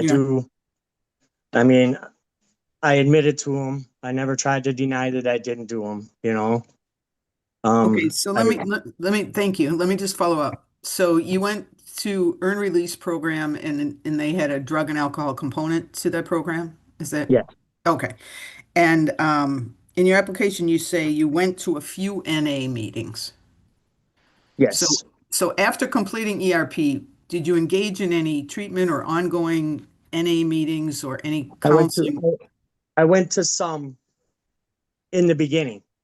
And then I didn't feel that there was that I need, not that I didn't need it because it was in my head, but I didn't need to go because I didn't really have any issues. There was no thought of relapse in my mind. So I didn't need to go to seek more guidance or help. Okay. All right. Well, congratulations on your Thank you. It's staying clean for these years. It's an everyday work, really, because once a addict, you're always an addict. You're just a recovering addict, Right. Well, congrats on your recovery. Thank you. Thank you very much. Other questions from the board? Okay, Ms. Jones, I don't see anything else, so I think that covers it from us. Appreciate your time and I hope you have a good weekend. Thank you for your time very much. You guys have a great weekend also. Excellent. Next up, we have Joseph Pape. Mr. Pape? How to get it off.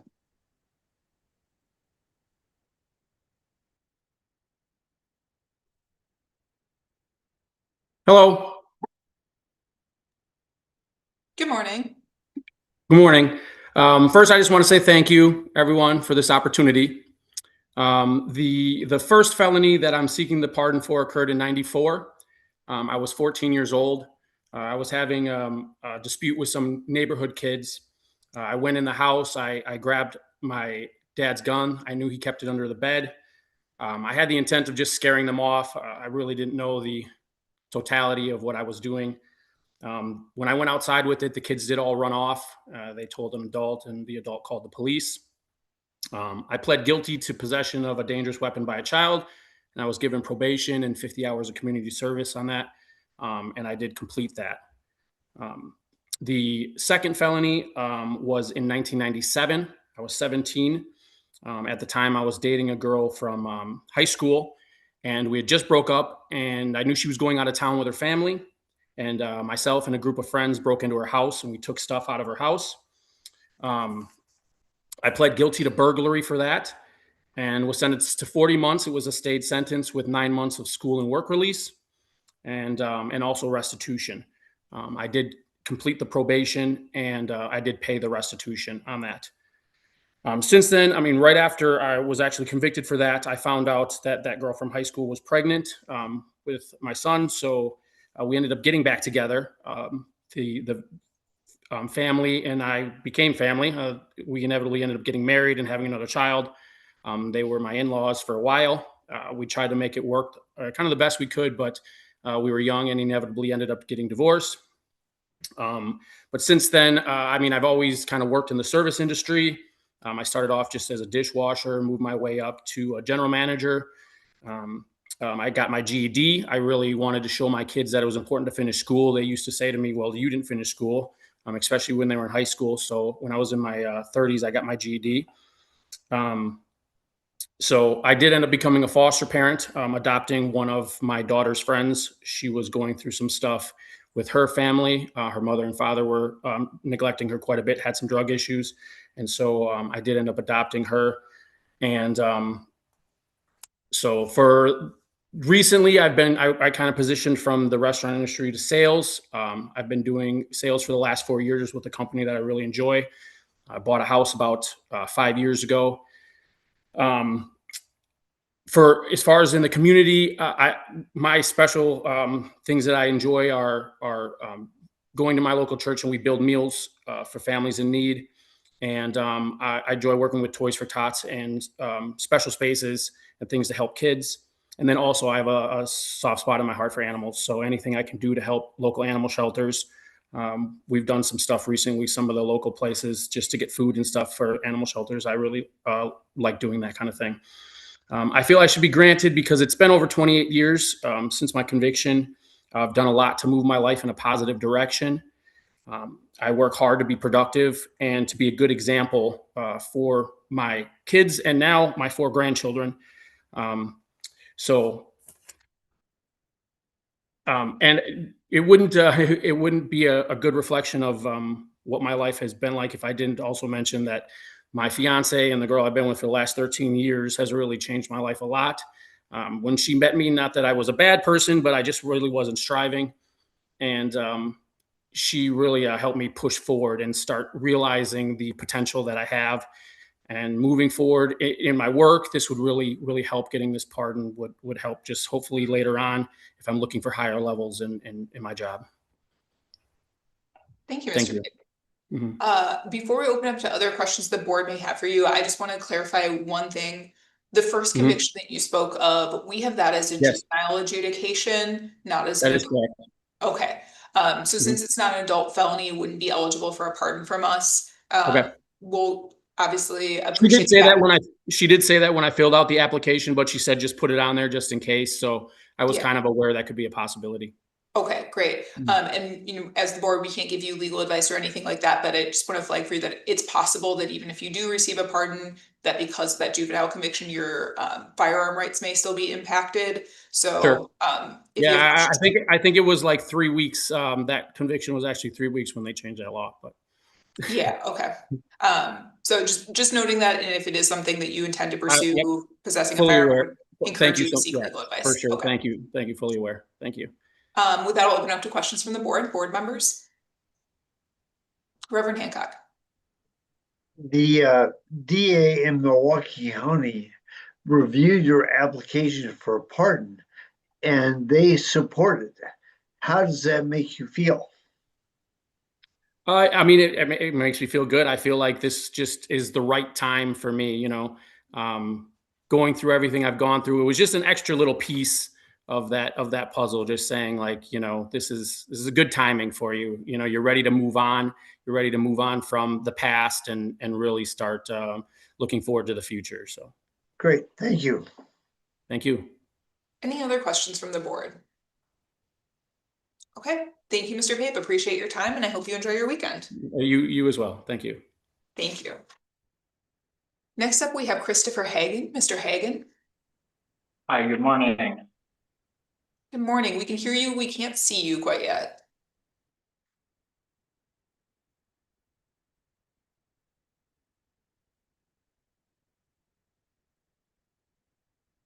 Okay, Mr. Hagan, we're going to prompt you to unmute and turn on your video, and hopefully that will help. There we go. Got it? All right, cool. My name's Christopher Hagan. Currently 44 years old. I did everything wrong. I grew up in that environment. I was a product of my environment. My father went to prison for murder. When he was released and I was sent to live with him, he's the one that exposed me to cocaine for the first time, taught me how to sell it. Seeking a pardon for all my charges, the manufacture, delivery, and the burglary. That's after my father passed away. I went into his house to get some of his belongings. Every crime I've ever committed, if I was guilty, I said I was guilty and took full responsibility. Every crime I committed because I was on drugs. Started out I got hurt at work. The doctors put me on a high dose of prescription opiates. And that lasted for a really long time. And then after the doctors got the drugs on the streets, I had 3 children. Mother of my children encouraged me to continue in that lifestyle. Streets have taken everything from me, my father, my brother, my family. She was sentenced to 10 years. I completed a residential rehab program after a sentence in Florida. I was released in 2014. I've been clean since then.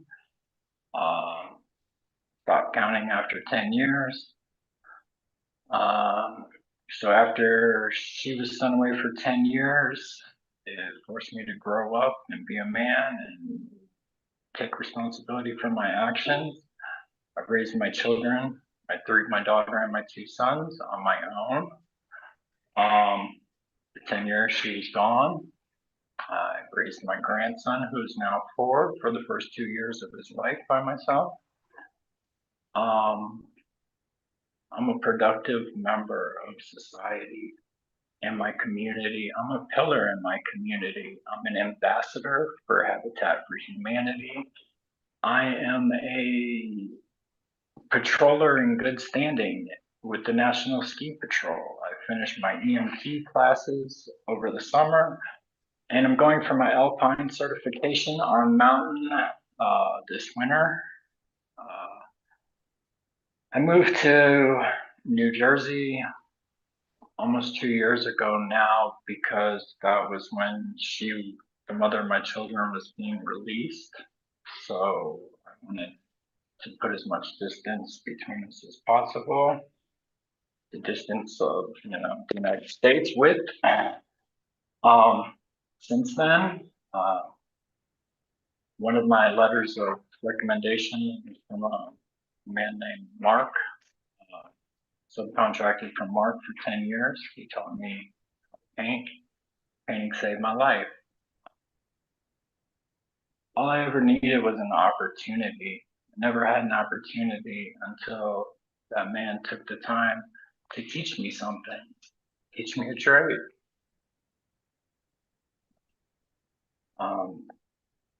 I own and operate my own business, painting business here in New Jersey. We were very successful last year. We're starting out very successful this year. I am on the largest project that I've ever done in my life, 20,000 square feet. My project, my name on it, my guys working it. I employ people now.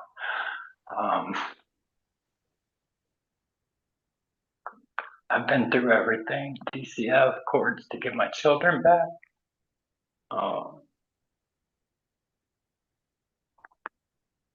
I've come so far. I don't dwell on the past.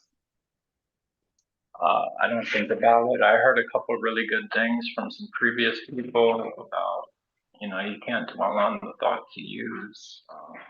I don't have time for those thoughts or that life. I work 18 hours a day.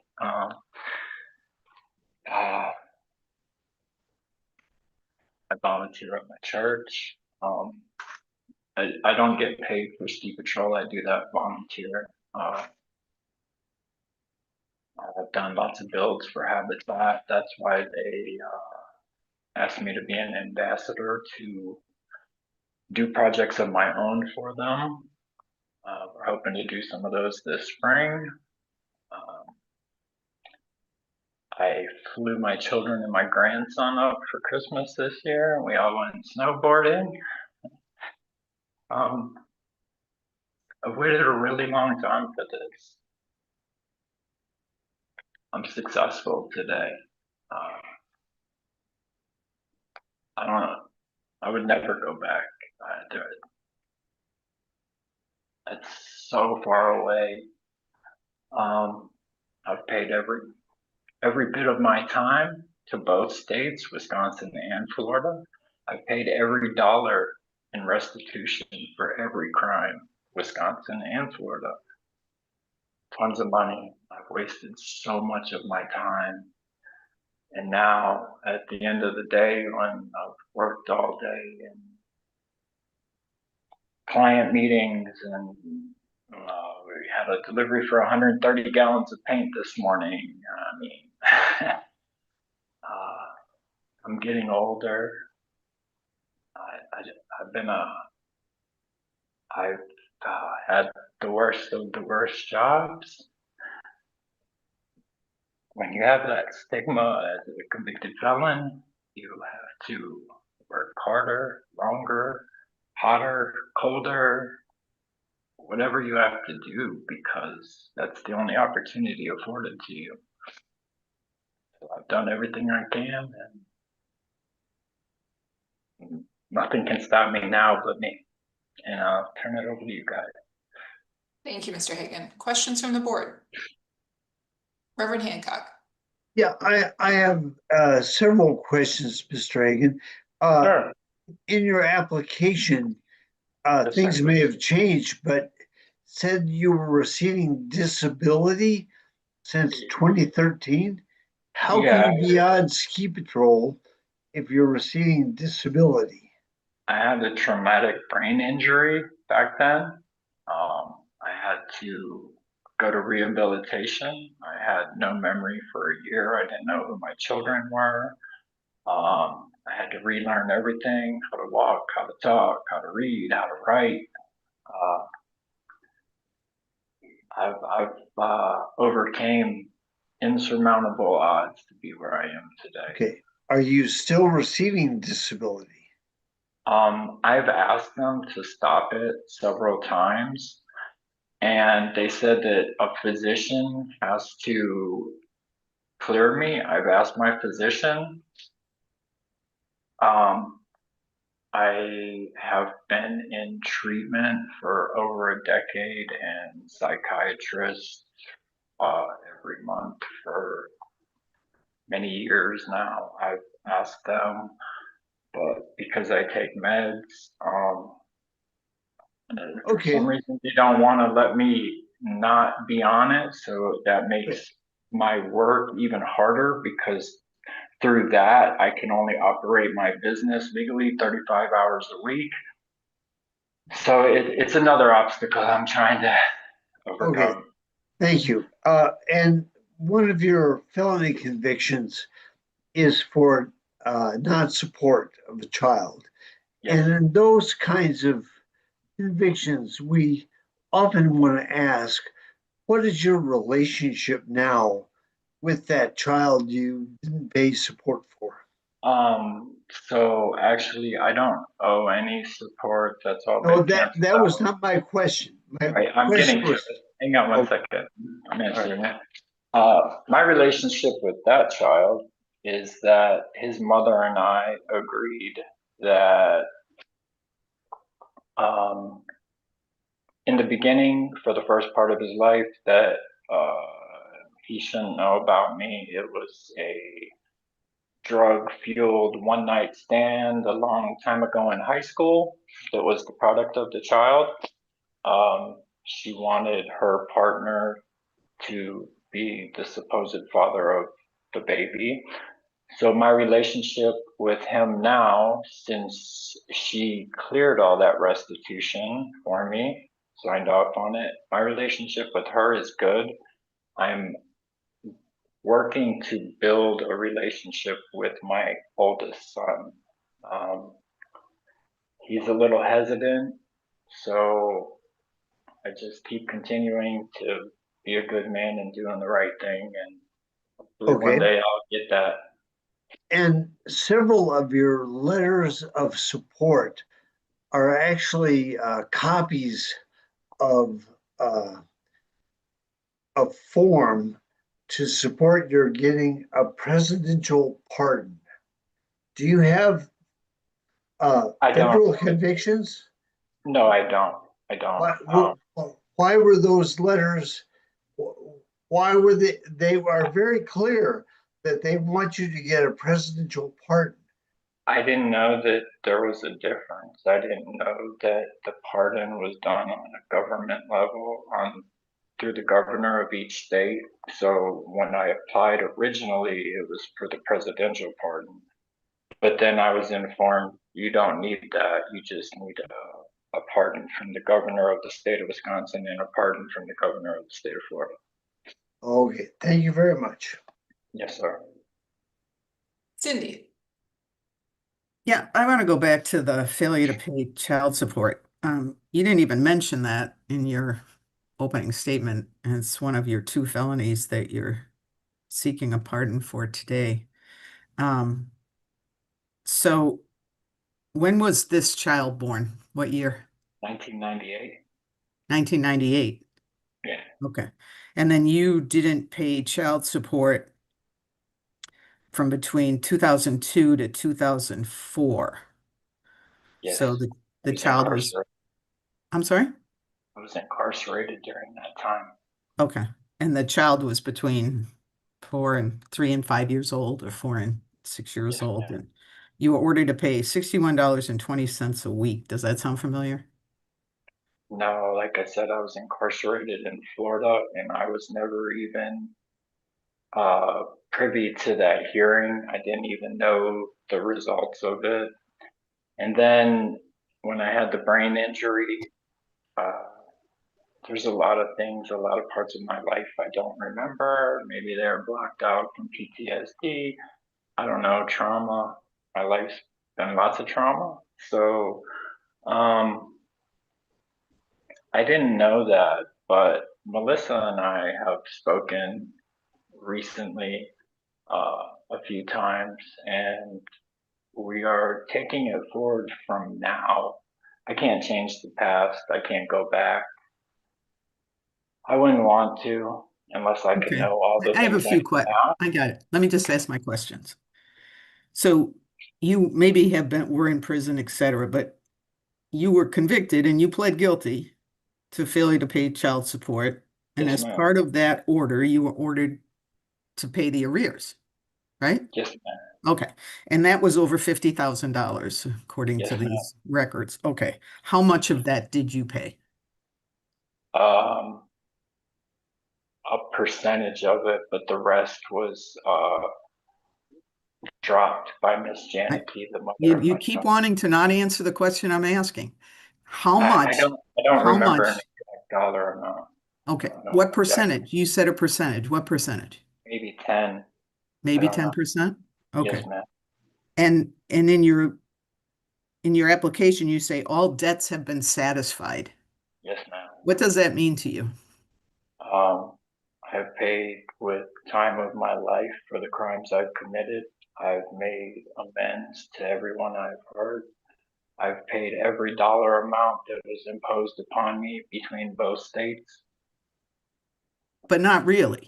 I've made amends with Melissa and my son, which is the relationship I've been building with her is the reason why she let that debt be forgiven so that I could have a chance to actually have a chance at life, because all those convictions and all those charges against me have made my life so hard. I did that to myself, but I can't change that. I can only change today, man. Right. Okay. Thank you. Other questions from the board? Okay, thank you, Mr. Hagan. I think that covers it then. I appreciate your time and I hope you enjoy your weekend. You too. Have a great day. Thank you, everyone. Next up, we have Hai Vu. Mr. Vu.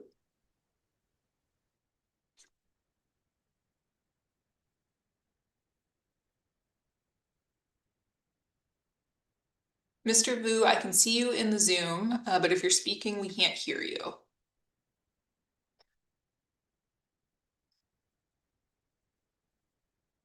Yeah. Hello? There we Can you hear go. me? Yes. Hi, my name is Haigu. First before I started, I just want to thank the board for giving me an opportunity to present myself to this pardon.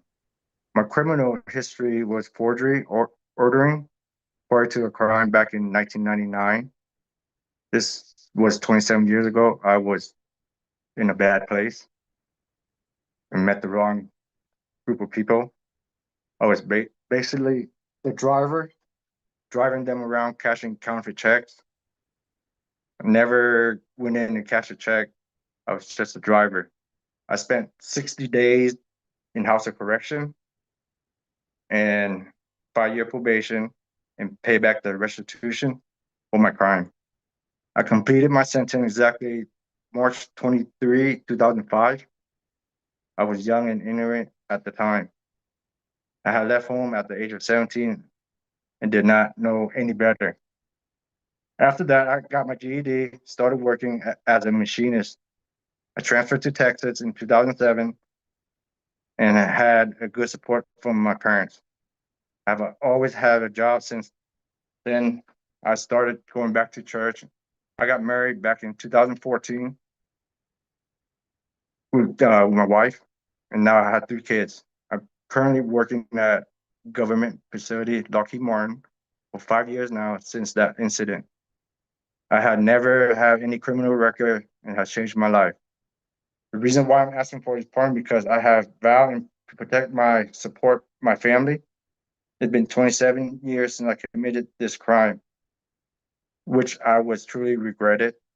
I was trying to live an honest life, but with this record, I feel like I cannot devote myself. My wife is a physician assistant who does a lot of volunteer work and help the community, and school activity, which I cannot join her. And then with this felony, it's been hard for me. I am also not allowed to join school or chaperone for my kids, which hurts me the most since my kids are everything to me. It's been hard since I feel like I have also punished my family. And then I'm sorry for what I did, and I would like a second chance. Thank you, Mr. Vu. We'll open up to questions from the board. Board members? Reverend Hancock. Mr. Wu, both the judge and DA in Milwaukee County who reviewed your application for a pardon support your getting a pardon. How does that support make you feel? I'm grateful that someone is giving me an opportunity. I'm really happy. Good. Thank you. Yes. Thank you, Mr. Vu. Appreciate your time today, and I hope you enjoy your weekend. Yep, you too. Thank you. Bye-bye. And our last applicant of the morning session is Fang Bang. Mr. Bang.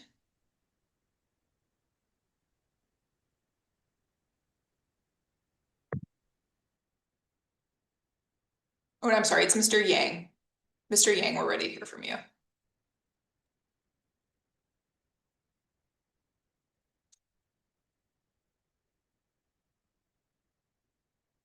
We can see you, but we can't hear you.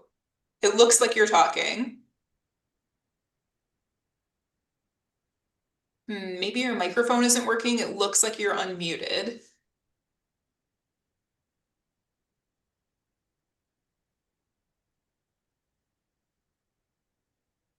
We still can't hear you. Do you have headphones that you could try plugging in? Sometimes that helps.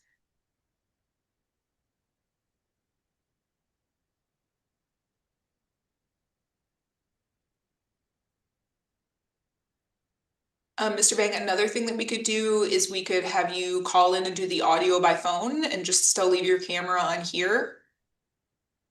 So if I can get one of my team to give us the phone number to call in, I will read it to you. One moment.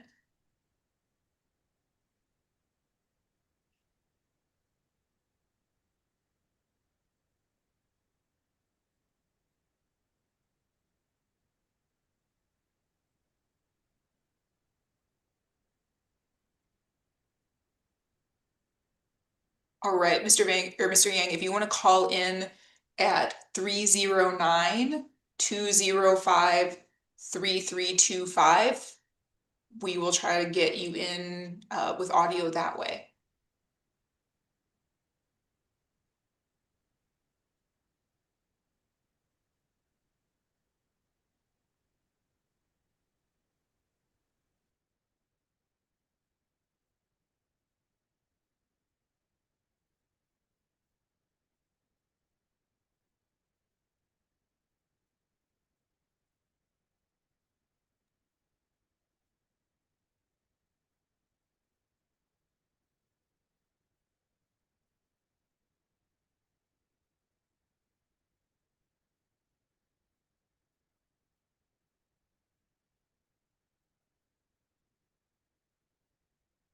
Okay, if you need a passcode, Mr. Yang, it is 365840.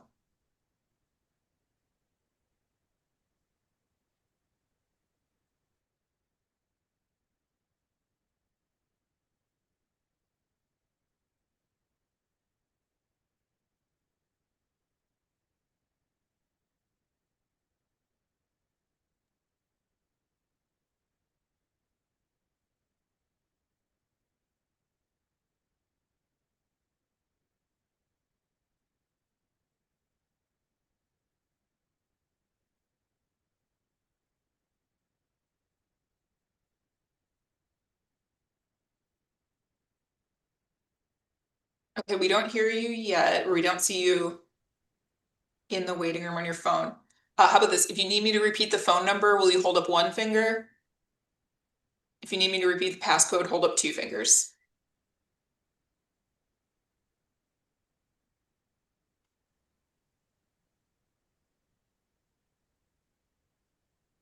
Oh, I think we've succeeded. We're gonna try unmuting your phone. We might need you to press *6 to unmute. Try speaking now. Okay, can you hear me? We can. Excellent troubleshooting. Thank you. Okay. Well, thank you, board, for taking my application and giving me a chance to explain the situation. I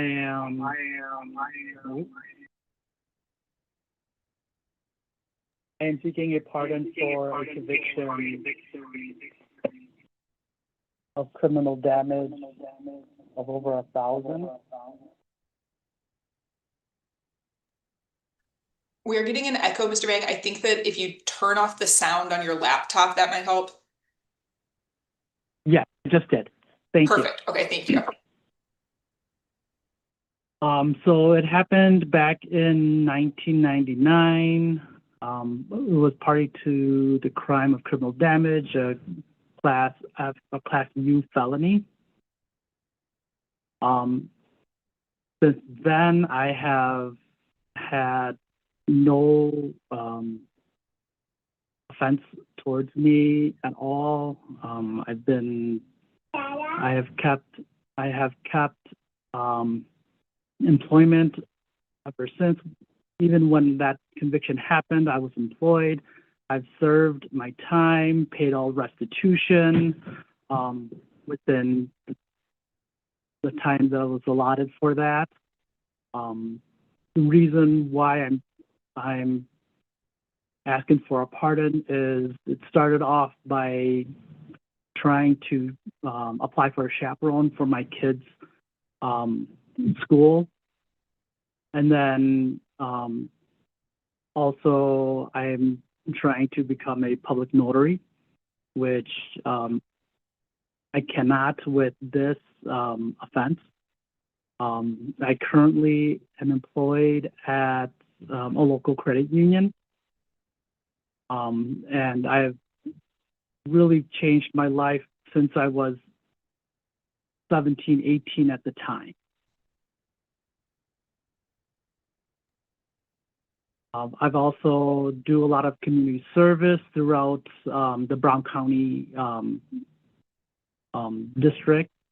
I don't live in the district or county that this happened at. So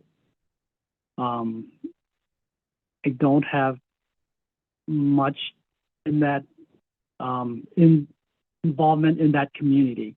But in the Brown County community, I do a lot. I volunteer about once a month. I volunteer for local charities. Just this past season, I've done bell ringing for the Salvation Army. I'm currently a financial counselor, or certified credit union financial counselor, and I help a lot of kids and grown-ups with their budgeting and their financial issues. Thank you, Mr. Yang. We'll open up to questions from the board members. Mr. Yang, just one from me. You have a relatively common name, as I'm sure you're aware. And our records show that you don't have any criminal convictions after this one, because there's nothing else that matches your date of birth. But can you just confirm for us, you have no record after this incident when you were 17? Correct. I have no records because, again, it was more of a slap in the face, like, hey, wake up or you're going to be down a bad rabbit hole. Excellent, thank you. Okay, I don't see any other questions to the board, so thank you so much for your time. Thank you for bearing with us as you did some troubleshooting with the Zoom, and I hope you enjoy your weekend. Thank you, you too. Thank you, board. Thank you. Okay, Mr. Yang was our last applicant of the morning session. So at this time, I will entertain a motion to go into closed session pursuant to Wisconsin statute section 19.85, sub 1, sub A, sub D, and F for purposes of deliberations concerning specific cases, considering specific applications, and considering financial, medical, social, and or personal histories of specific persons. Do I have a motion? So moved. Cindy, do I have a second? Second. Officer Lewis, all in favor, aye. Aye. All opposed? Motion carries. We will go into closed session. Board members, will ask you just to give us a moment to get the live stream stopped.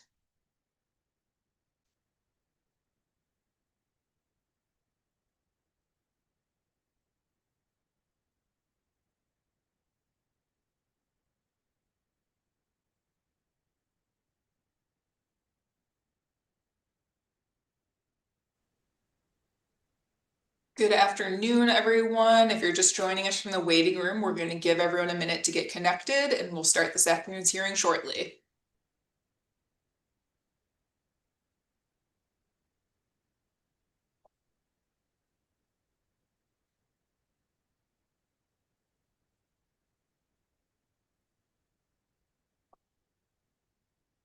All right, I think we have everyone, so we'll get started. Good afternoon, my name is Mel Barnes. I'm Chief Legal Counsel to Governor Evers and the Chair of his Pardon Advisory Board. I'm going to introduce my fellow board members and go through just a little bit of housekeeping about how this afternoon's hearing will work, and then we will get started hearing from all of you. So with us today, we have board member Professor Eric Liberator, who teaches paralegal students from around the world in the University of Cincinnati's online program. He previously served as a supervising attorney at Disability Rights Wisconsin, focused on public benefits eligibility, and in the governor's office. We have board member Officer Jennifer Lewis, who is a police officer with the Madison Police Department. She holds a master's in social work and a degree in counseling, and previously worked providing frontline response for the Rape Crisis Center. We have board member Cindy O'Donnell, who served as the Deputy Secretary for the Department of Corrections under Governors Thompson, McCallum, and Doyle. She also served as a Division Administrator under Attorneys General Lautenschlager and Van Hollen. And we have board member Reverend Jerry Hancock, who is the director of the Prison Ministry Project. He previously served as a public defender, a deputy district attorney, and as an administrator for the Department of Justice's Division of Law Enforcement Services. We have another board member who may join us partway through this afternoon's hearing, just had to step out to deal with some things, so I will introduce her now in case she joins us midstream, and that is Nadia Perez-Reyes, who is the Deputy Secretary for the Department of Children and Families. She previously worked as a public defender and as an attorney for Legal Action of Wisconsin. Couple of notes about this afternoon's hearing. First, please keep in mind that the hearing is being live streamed via Wisconsin Eye and YouTube. For that reason, we're going to ask you to keep your camera off and yourself muted until it is your turn to be heard by the board. That will allow us to focus on the person who is presenting and make sure we get good audio quality. If you do have any IT issues with the Zoom, don't worry. Someone from staff will reach out to you and help you troubleshoot. If it means we need to come back to you because Zoom isn't cooperating when it is your turn, we can do that, no problem. Otherwise, we're going to call on folks in the order listed in the agenda and open meeting notice, and each applicant will have about 5 minutes total with the board. We're going to ask you to spend the first 3 of those minutes answering the questions that we sent you in advance of today's hearing. As a reminder, those are to first give us a brief summary of the offense you're seeking a pardon for and how your sentence went. Keep in mind, we're not here to retry the crime. You don't need to minimize your involvement. We just want to hear from you in your own words what happened. Second, to give us a brief summary of what you've done since the completion of your sentence, community involvement, employment, essentially how your life is different now than at the time of your offense. And third, and finally, a brief statement about why you're seeking a pardon and why you think the governor should grant you one. Once you've spent about 3 minutes speaking to those questions, we'll open it up to see if the board has any follow-up questions for you. Don't read too much into it either way. If we do or don't have questions for you, we've spent quite a bit of time with your application materials before today's hearing, and as you know, there's a lot in there. Once you are done answering any follow-up questions that we have for you, you're welcome to sign off and leave the Zoom hearing. And once everyone is heard, the board will meet in closed session to decide whether or not to recommend your application to the governor for a pardon. You need a majority of support of board members present in order for your application to be forwarded to Governor Evers, who will then make the final decision about whether or not to grant you a pardon. Either way, you'll hear about the outcome of today's hearing about 1 to 2 months from today. We know you've been really patient just to get to the hearing day, and we thank you for bearing with us just a little bit longer so that we can make those recommendations to the governor.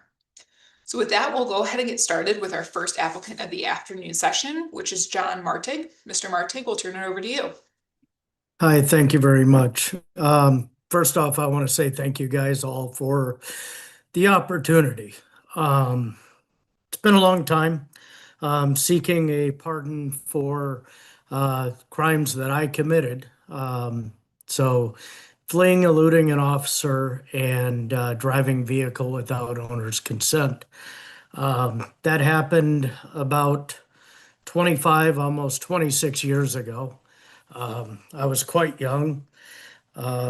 Uncharacteristic of me, I went out, not to make excuses, went out with coworkers, went out drinking, had too much, went back to my place of work, which was a car dealership, got into a vehicle, and decided I was going to take it for a drive. I got pulled over. I stopped. I got scared. I fled the scene. I wound up totaling the vehicle, and then walked back to the dealership through a golf course and got in my car and went home. I didn't remember anything the next day. When I got to work the next day, there was several officers there, and I didn't know what was going on. They asked me about my work cell phone. I said, it seems to be missing. They said, okay, well, if you can come down and identify it. And I asked John Murphy what was going on, one of our managers. And I was the internet sales manager at the time. And he said, well, somebody took a car from the lot. They're on their way to go pick up a former porter that we had just fired, and they thought he did it. Well, as I sat there for a while, I started to remember things, and I felt horrible. So I went up to John Murphy and said, hey, John, I think I did it. And sorry, talking about it makes me a little upset, because even to this day. So, 1 second. I told John that I think I did it. He said, oh my God, no way. I said, I think so, I'm not sure. I went and talked to an officer, and I told him that I think I'm the one that did it. I didn't have much recollection. And he said, are you sure? I said, yeah, I think so. and he invited me to come down to the police department, which was actually just right around the corner. And I said, no problem. I got in my car and drove over there. And I started to give a statement. He told me kind of what happened, and I started to remember more than I was certain. So the officer helped me write a confession, full confession of what happened. And we went from there.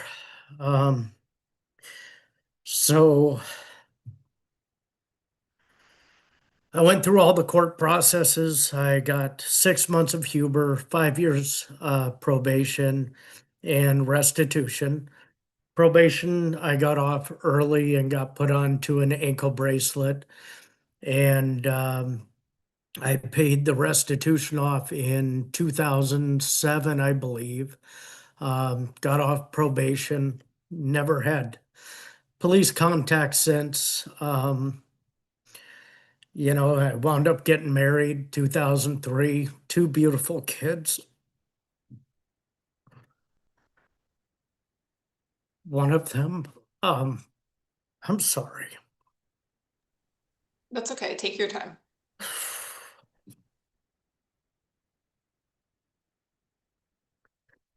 Great kids. One's a correctional officer for the state of Wisconsin. But I just missed out on so much. I took care of them after my divorce pretty much by myself. I wanted to go to things like be a chaperone for school events. I couldn't because of my felony. I've had roadblocks in jobs. I had a guy that took a chance on me, Dr. Henry Goldberg. He died of cancer. So I worked for him for 9, almost 10 years. So I lost my job there. He gave me he knew he was dying. He gave me 1 year severance pay. When I found out I was losing my job, my wife filed for divorce. So I took care of those kids on my own. She had them sometimes, but it was pretty much me raising them. Let's see. Took me about 2 years to find another job because all the roadblocks. But I did. I wound up working for Spectrum Cable. Well, it was Time Warner at the time. I transitioned over, stayed there for 15 years. And just recently moved down to South Georgia to be near my parents. My dad's in his 90s, not doing great. My mom's in her 80s, so I'm helping take care of them. I live next door. So this has been on my mind forever, all the things. And that's why I'm just humbly asking for a consideration. Thank you, Mr. Martig. Questions from the board? Cindy. Good afternoon, Mr. Martig. So your statement in the application and your statement here today have some inconsistencies with the criminal complaint. Both in your application and today, you just indicate that you just went to take this Dodge Viper for a spin and you never intended to steal it. Correct. But you had also gone into the safe at the dealership and taken over $900 in cash, a $14,000 computer, and an $800 printer, and put them all in the trunk of your own vehicle. You didn't mention any of that today or in your application. It'd been so long ago that I forgot that I had even did that. And now that you remind me, and yes, I did. And I don't know what I was thinking. It was absolutely the worst decision level I could ever imagine. And, hurting Mr. Griffin, who employed me, and, hurting the feelings of the general manager, Ron Van Vagel, who subsequently hired me immediately after he left the dealership shortly, and he hired me at a different dealership because he even spoke on my behalf at the court. He said, "This is uncharacteristic of Mr. Martig." And he offered me a job, which I was very thankful. The only reason why I left the car business, my parents needed help with my dad owned 2 businesses or 2 taverns, and my dad asked me to help him out. But yeah, terrible, terrible mistake. But you understand how taking cash Yes. out of the safe and taking a computer and printer and putting them in your own vehicle undercuts you're wanting us to believe that you're just gonna joyride this Viper and not do anything harmful to the Correct. dealership. I mean, that doesn't make sense anymore. And the safe, if I remember, if I look back at the documentation, it wasn't a safe, it was a small cash box. I actually read through my paperwork because there's still things I don't remember from that night. And it said it was $20, not 900. I apologize, but I just read my own paperwork. Yeah. Well, here's But the other thing that's causing me a little bit of confusion. You say when you got to the dealership, you believed, and you say this in your statement, and again today, that you believed they were going to target the wrong person and that you didn't want that to happen, so you confessed. But the fact is they found your cell phone in the vehicle when it was totaled, and they traced it right to you. There was no confusion about who did this. Correct, ma'am. They asked me if I was missing a cell phone. They thought it was stolen off of my desk.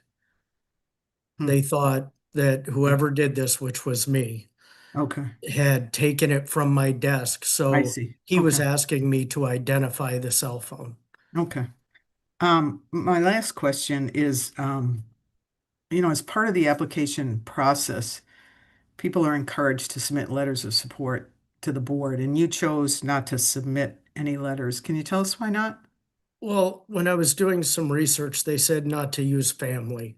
And not many people know I'm sorry, about who said that? Who said that? It was just things when I looked on Google of what to do, because I did this all myself. I did Yeah. all my own paperwork, and many sources say don't use family because they're biased. They love you. And not many people know about this because I don't walk around telling people I'm ashamed. The only person that wrote a letter for me was Dr. Henry Goldberg, and he had passed. And I lost that letter. I can't find it anywhere. And I wanted to submit that letter. I looked up Ron Van Vagel, or tried to, my general manager who spoke on my behalf in court. And I couldn't find him either. He had left the car business. Oddly enough, before I left Wisconsin in September, I actually ran into him at the place where I got my haircut. He asked me how I was doing, and I told him that I had applied for a pardon. He looked at me, he goes, "I wish I would have known, I would have wrote you a letter." Well, for those who are watching, let me just say this. A better source of information rather than Google would be watching other pardon hearings. And if you watch these hearings, you would know that lots of people have their family members write letters of support, and they're very valuable to us because those family members have been with them in their darkest days and have seen their resiliency and their recovery. So I just want to say that for the other people that are watching. And I do appreciate that. As a matter of fact, I watched about 4 hours of videos today. Because this was the only time I saw that there was actually videos to watch. I didn't know beforehand when I was going through the process. Had that been the case, I would have hit every family member I had to write a letter, and many people that just know me now instead of people that knew me then. And if you talked to anybody even before or after, they said it would have been uncharacteristic of me. I don't even have a jaywalking ticket since then. And that's why, and I'd say this to the other applicants as well, but you all want us to see you for who you are today, not who you were when you committed these crimes. And I those wasn't even letters that can there. be so valuable to us to show your journey. So I'll just leave it at that. Thank you. Thank you. Other questions from the board? Okay, I think that covers it, Mr. Martig. Appreciate your time, and I hope you enjoy your weekend. Thank you. You too. Thank you. Next up, we have Rodney Street. Mr. Street? Yes, I'm here. Can you hear me? Yes, we can. Okay, good, good. I'll start by saying good afternoon. Let me start by first saying that I do not want to deflect from my crime at all. I want to own up to it and always have. My crime was fleeing an officer. At the time, I was 19 years old. I was a freshman at UWM, and I was on the right course, but I didn't have a driver's license. So one day, I'm driving my friend's car, who was in the car with me, and we get pulled over. He tells me that he's gonna bail. So what I decided to do foolishly was drive after the police pulled us over. I waited till they got out the car, and I drove a block, and then I made a turn, and we jumped out of the car and ran. And I was obviously apprehended, and that was my case. It was a fleeing case, and it was a felony. And I absolutely did that, and that is not my characteristics. And when I say I'm not making excuses, I won't make excuses, but I will offer a circumstance. I was raised by a single mother with one brother. And my mother, I was an athlete, doing a lot of the kids' things, playing baseball, and she would not miss a game. I mean, she wouldn't miss a game. She wouldn't miss a practice. She wouldn't miss a game. And then when I was about 13 or 14, my brother got sick with leukemia. And then she started spending all of her time at the hospital. So now I was a young teenager, just pretty much roaming around. My only thing I had to do was pretty much just keep up my grades, and I could keep her sort of at bay. She didn't know what was going on with me. So I started hanging out with some people who I thought were my friends, like the guy who was in the car with me. And I ended up getting in trouble. And that landed me in this situation now. That happened to me when I was 19, and I'll be 52 in a couple of months. What I've been doing since then, well, first, I like to start with my proudest achievement, and that is raising my two daughters. I have one daughter who is a successful business person. She owns a daycare. She has about 150 children there. And my youngest daughter is about to enter medical school. So I did a pretty good job, me and their parents, raising them. What I've been doing with myself, other than that, was I started working construction when the case was over. I did complete everything, the probationary period, all of the restitution, everything is complete. So then I began to work construction. I literally did work at Miller Park. I was in Milwaukee when it was first built. I was working when Big Blue fell, the crane. I wasn't there that day, but our team was there. I built various buildings around Milwaukee. If anyone's familiar with 60th and Bradley in Milwaukee, I built that church from the ground up. And after that, after the construction phase, I went to the YWCA to work. I actually was there looking for employment, and they decided to hire me because I was coming there every day so loyal. So I ended up getting hired working as a employment specialist. So the court would send people to me, and I would help them find gainful employment so that they would be able to pay their child support or whatever other things they had to pay. Eventually, I got promoted to become a case manager. So I wouldn't have, when I was a specialist, I would hand over the cases to the case manager, making recommendations. Then I was promoted to the case manager. So I was just helping people get their lives together in that way. Then I was recruited for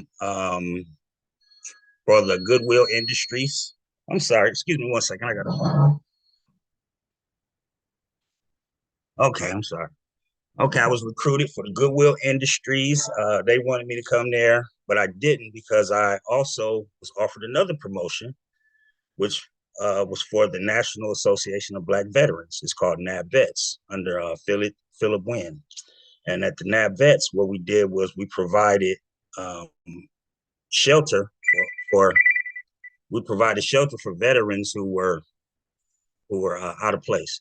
So my office was downstairs, and literally we had 16 beds upstairs where we housed veterans. I would help them get their benefits increased, medicines, get their appointments taken care of, things of that nature. After the NAB vets, I decided to, well, I've been doing music my whole life. I've been drum major, doing all these things since I was about 10. So I decided to buy my own studio, and I went to the Wisconsin Conservatory of Music downtown to get certified in engineering. So I became an audio engineer, which is what I do now. And in 2017, a partner of mine and I, we purchased a dump truck and began construction. It worked out for a while, then the pandemic hit, and so it got kind of thrown off. But now what I do full time is audio engineer, and I do that from home. And what I think would happen in my life if I got this pardon, well, when I get this pardon lifted off of me, it'd just be kind of a moral freedom, the ability to land some of the employment that I probably was passed over for because I had that on my record. And I'm also ashamed of it. I just want to have it off my record so that I can feel more like a American citizen and not as somebody who has this black cloud hanging over his head for something that he did when he was very young. Thank you, Mr. Street. Open it up for the questions from the board. But before I do, I just want to note that one of our board members has realized he needs to recuse himself from your case. So Eric has gone off camera. That's why. But the rest of us, I think, have questions for you. Officer Lewis. Good afternoon, Mr. Street. What was going on in, let's see, 2009 or so? It looks like there was some charges, reckless endangerment with a firearm, perhaps. No. Does that sound familiar? Yeah, I can explain it. What happened? It was no charge that was formally.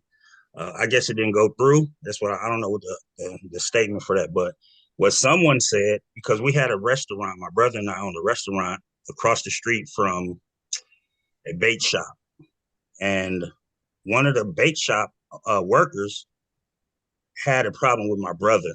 It was about a female thing, and they didn't get along. So he made up a story that he saw us over there with guns, but nothing ever came of it. I went to court, and they just threw it out because it was not true. Okay. Is there a reason you didn't list that on your application materials? No, I actually didn't think that was even on there because I CCAP'd myself and I didn't see it. So I CCAP'd it and I tried to see if there's anything that I needed to say about that, and it didn't pop up. So I didn't know it was anything I needed to say because they never charged me with it. They never went through with it. I went to court. Mhm. Nobody ever came to court because he knew it wasn't true. Sure. Yep, I can appreciate that. And I guess for anybody else too, there is a question in the application materials where you're asked to list any other interactions you've had with law enforcement, any other charges that may have been filed, were later dismissed or dropped, and things of that nature. So it's important to Yeah. list That's why. those things. I'm so right? sorry. That's why I looked back on there because I didn't even really remember that until somebody mentioned it to me.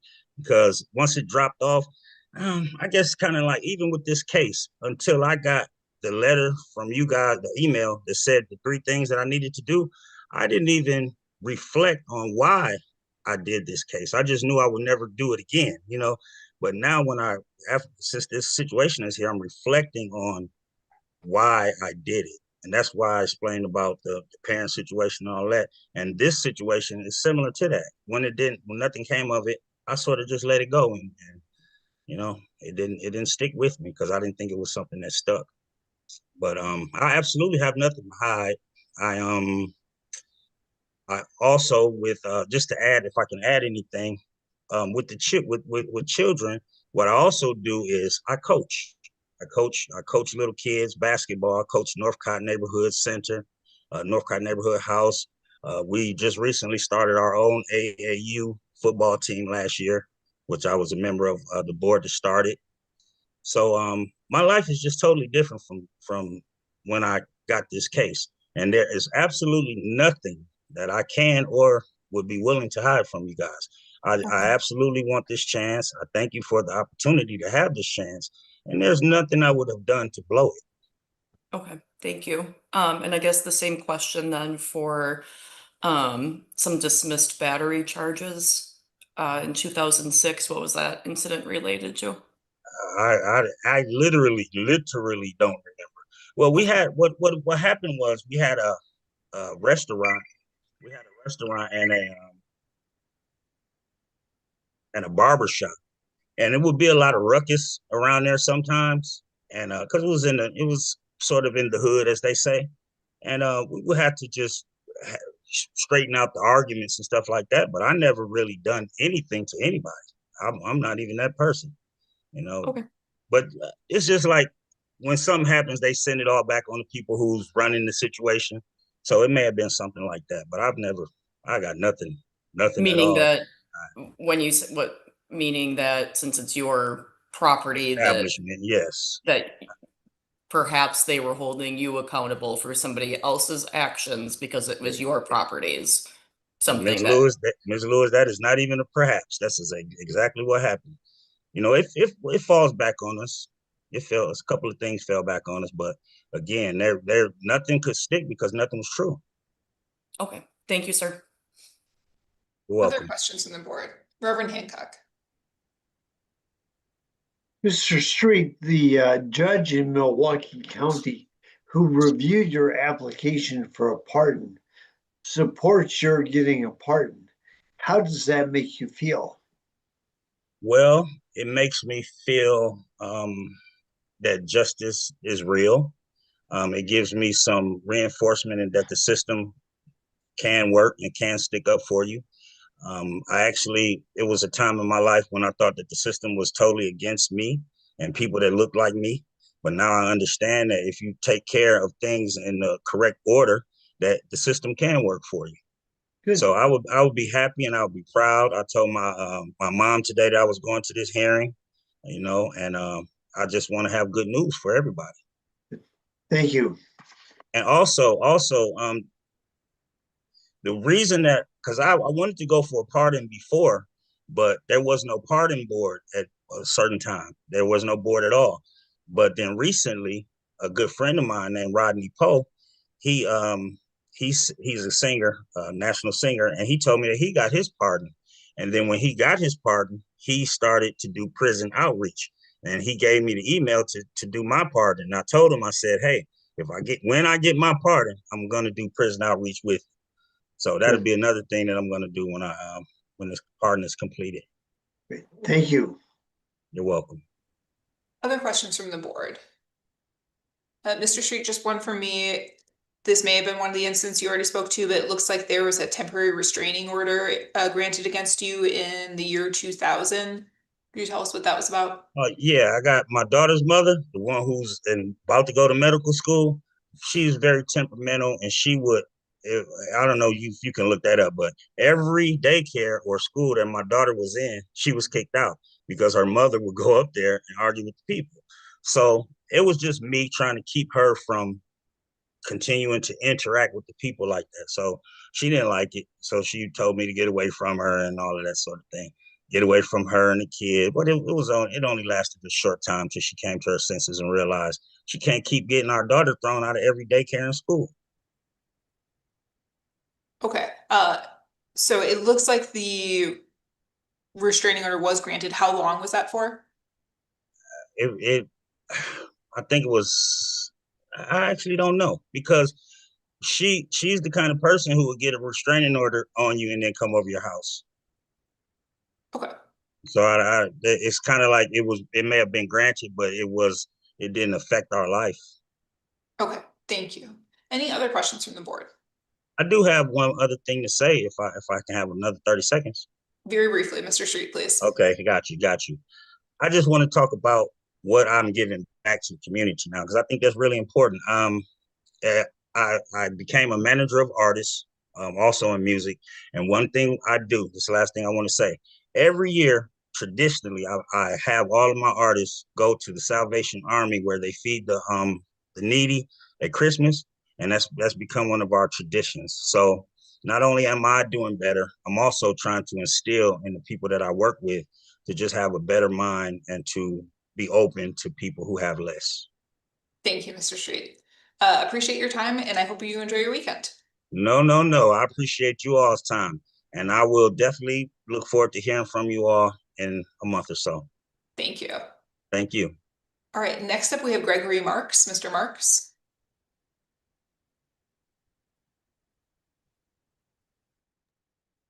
Hello? Good afternoon. Good afternoon. Thank you very much for this opportunity. I'm going to start from the beginning and from where this felony bail jumping charge that I'm seeking a pardon for, where that stems from, how that all started.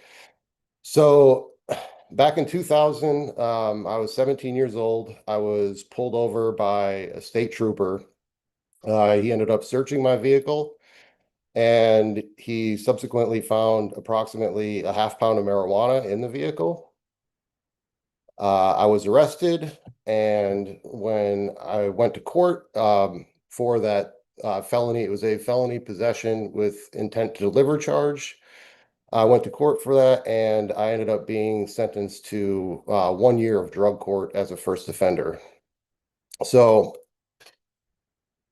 I did well in the program, the drug court program. I found employment. I was getting drug screenings approximately once a week. I had never failed one of those. And overall, I was staying out of trouble up until a few months before I was set to complete the drug court program. I was caught doing graffiti. So I got a graffiti charge, and along with that, they also gave me a felony bail jumping charge, because technically, being in drug court, I was still out on bond. So the drug court judge, he was very lenient. He frankly had every right to kick me out of the program. He chose not to do that. I'm very grateful for his decision there. He said, he essentially told me, because I was doing well in the program and had a short period of time left, he said, okay, I'm going to let you finish up, and then you're going to have to go deal with these new charges. So again, completed the drug court program, and then went back to court for the graffiti and the bail jumping charge. And I ended up being sentenced to 2 months in jail with work release. I had to pay some restitution as well.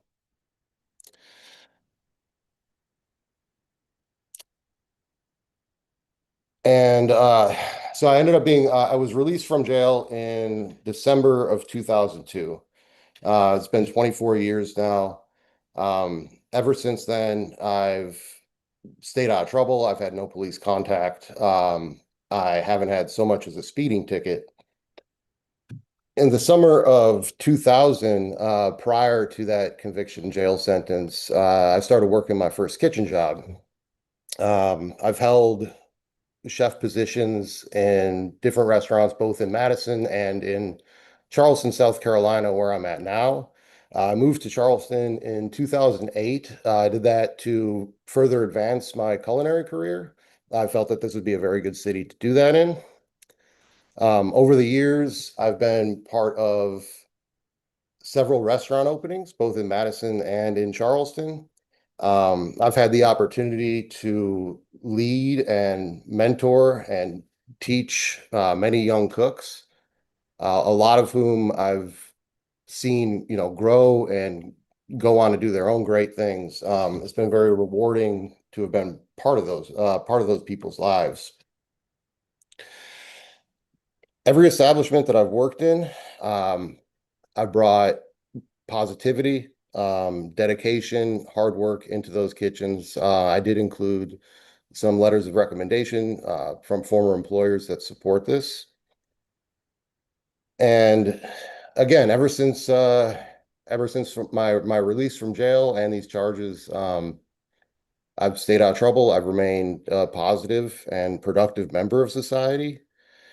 And I am seeking this pardon today, first of all, just to try to start with a clean slate.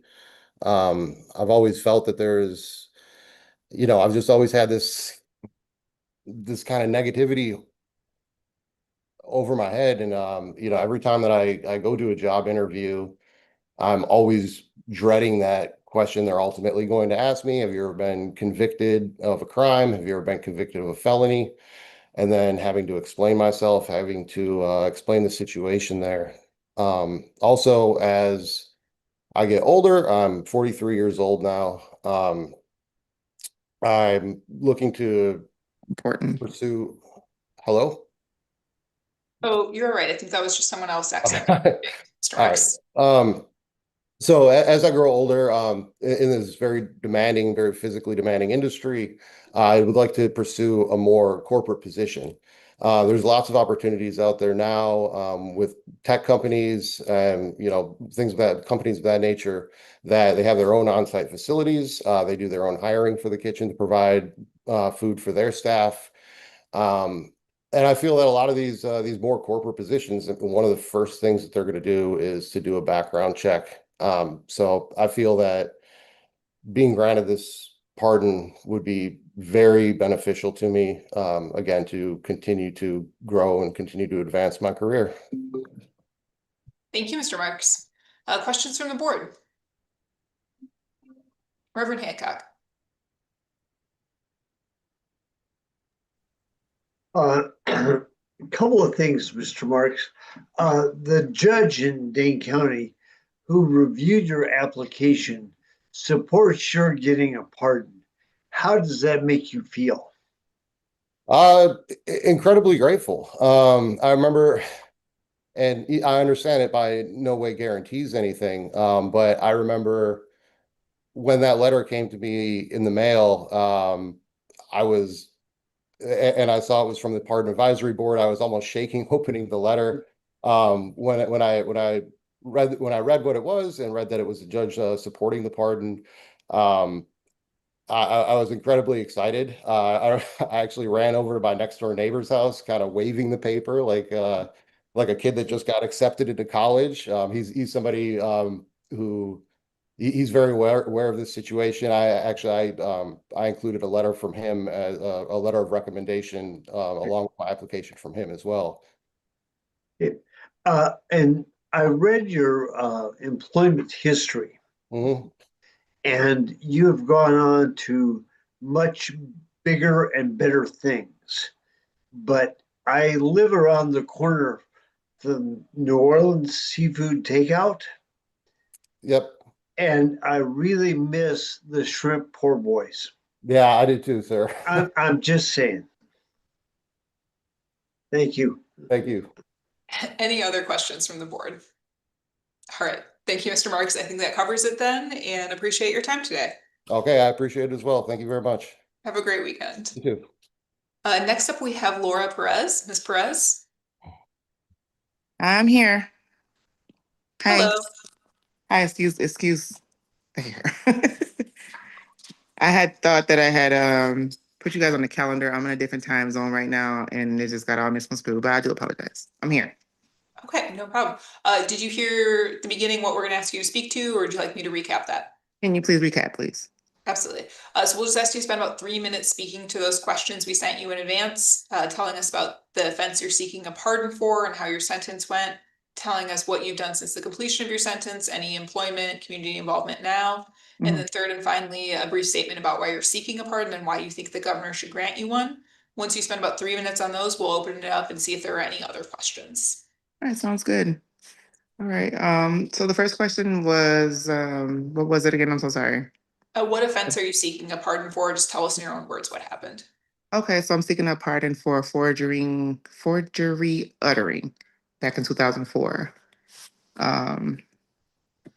And what happened was I was working for a bank. I did something terrible because I was in need of paying my bills or whatnot. I was young, dumb, stupid, of course. And ended up getting caught or whatnot. Did 4 years of probation. and ended up paying restitution of $5,000. Did my time, got in no trouble. Paid the 5,000. I think it was like $5,000 of restitution.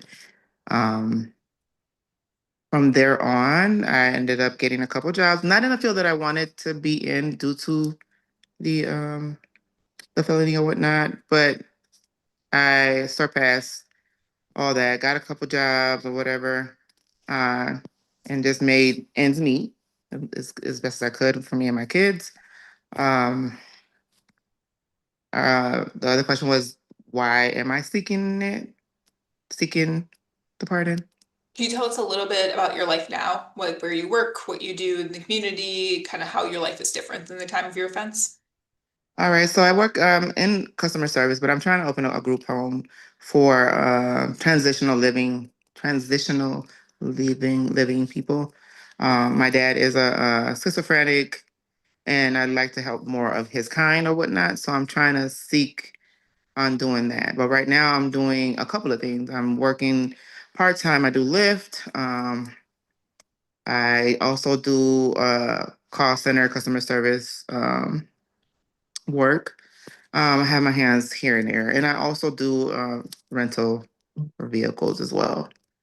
I sometimes do help out church on feeding homeless or whatnot, and I sometimes also, as well, if I can, donate when I can. Okay, great. And now finally, just a brief statement about why you're seeking a pardon and why you think the governor should grant you one. All right, so why I'm seeking a pardon is because it has been hindering me for the past I don't know, so many years. And due to the fact that I want to open up this group home, that's the main whole reason. Just because I don't think that anybody would want to put their client in my home, because I'm sure they'll probably look up my background, look up the business background and whatnot, and see that I am a felon, and it kind of makes me look bad in a way. So that's the whole reason why I seek this out. I tried to do this some years before all this was going on, and this is a great opportunity. And I thought it was a great opportunity for me to even apply. Because before they denied me, like, I sent a letter into the governor. He was like, no, they couldn't do it. And this is like when I heard this, I'm like, oh my God, let me just try and see if it works for me. But yeah, the whole reason is because I do want to open up this group home to help elderly people. Thank you. With that, we'll just open it up to the board to see if there are any follow-up questions for you. Board Sure. members. Cindy.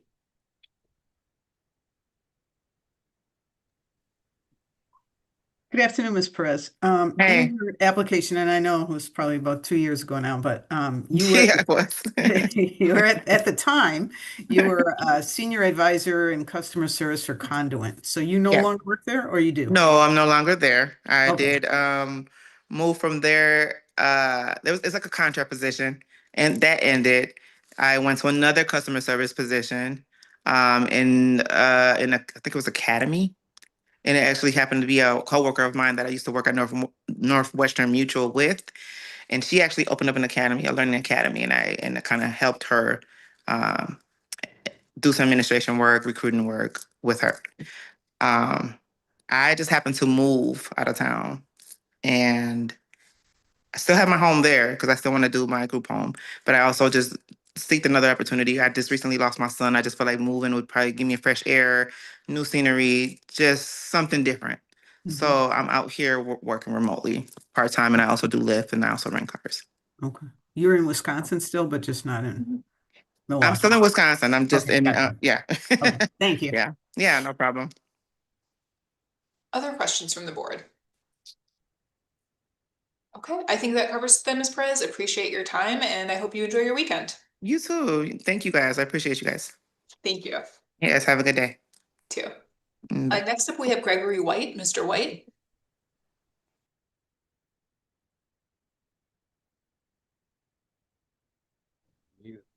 Video. Hello? We can hear you, Mr. White, and now we can see you. Perfect. All right. Good afternoon, and thank you for being here today and providing an opportunity for me to tell my story. Let me jump right in. I take full responsibility for my actions. I always will. It's what makes me who I am today. I did the crimes and I deserved the punishment that I received as a result of my actions. In 1998, I was convicted of theft, movable property, special facts. This was 28 years ago. At the time, I was young and trying to impress my friends. I was foolish. My decisions to break the law were influenced by my alcohol and drug use. This is not an excuse, but rather an admission that by choosing that lifestyle, I was choosing to commit crimes. I was sentenced to 3 years probation. I fully completed this sentence. In 2001, I was convicted of second possession of THC and obstructing an officer. This was now 25 years ago. I was sentenced to a couple weeks in jail and my license was suspended for 6 months. At this time, I was still struggling with my alcohol and drug use. I want to say that while I take full responsibility for my actions in these cases, both of these cases demonstrated to me how bad my addiction and alcoholism was becoming, and these convictions eventually helped me realize how important it was to recover and become sober, which I am today. I'm an alcoholic and drug addict, but on November 15th, 2007, I took my last drink. I've been sober now for 18 years. I couldn't imagine a life any other way. I regularly attend AA and do service work in the Madison sober community. Because of my sobriety, I have an amazing relationship with my family and friends today. People trust me. I have only Alcoholics Anonymous and my decision to quit using to thank for that. I am fully committed to this lifestyle and will continue to carry the message of sobriety to individuals that need this type of help. Not surprisingly, I have not had any legal problems since March 22nd, 2006. This is clearly more proof that I am on the right path and reminds me to stay clean and sober. In recent years, and due to my sobriety, I have made leaps and bounds in my professional career and life. I graduated with an associate's degree in music recording and technology in 2007. In 2012, I started my own business, Madison Pro Audio. We are still growing and going strong today. We employ people from the community and provide services for local neighborhood festivals, music venues, and businesses. I'm seeking a pardon for both professional and personal reasons. Professionally, a pardon would allow me to travel internationally for work and fully meet client needs. I own an audio production company and some projects require me to work in settings where firearms are legally present, such as shooting ranges, hunting trips, or self-defense events. A pardon would ensure that I can participate in these situations and legally handle the firearms without limitation. Personally, I have long wanted to become a hunter so I can help provide food for my family. My felony convictions have prevented me from doing so. Being pardoned would allow me to help join my friends in this tradition and responsibly harvest and prepare meat for my family. For these reasons, I am seeking a pardon. I believe that I have met the requirements of a pardon under current law in the state of Wisconsin. I have changed my life and become a productive member of society. I'm happy to answer any additional questions and thank you for your time and consideration.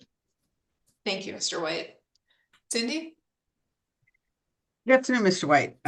Congratulations on your sobriety, and your letters of support really spoke to that too. So thank you for submitting those from your own support group about that. I'm confused though, and I hope you can help me understand how your work involves like a shooting range or Oh, sure. a hunting Yeah, trip. sure. Like I can't make that connection. When Yeah, would firearms be present?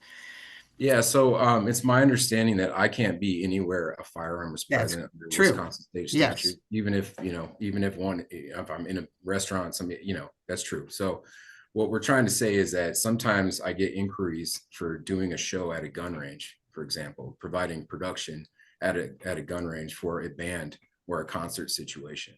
And Okay. I don't feel comfortable saying yes to those clients right now because of my conviction. Okay. So people have events where they have audiovisual needs. Correct. At a gun show or a shooting range. Yeah, that's okay. why. Who knew? I did not know that, but I read that in the application. I just couldn't make the nexus between your work and that. Okay, thanks for clarifying. Yeah. Other questions? Okay, that covers it then, Mr. White. Appreciate your time and I hope you enjoy your weekend. Thanks. Thank you. Next up, we have Daniel Binns. Mr. Binns.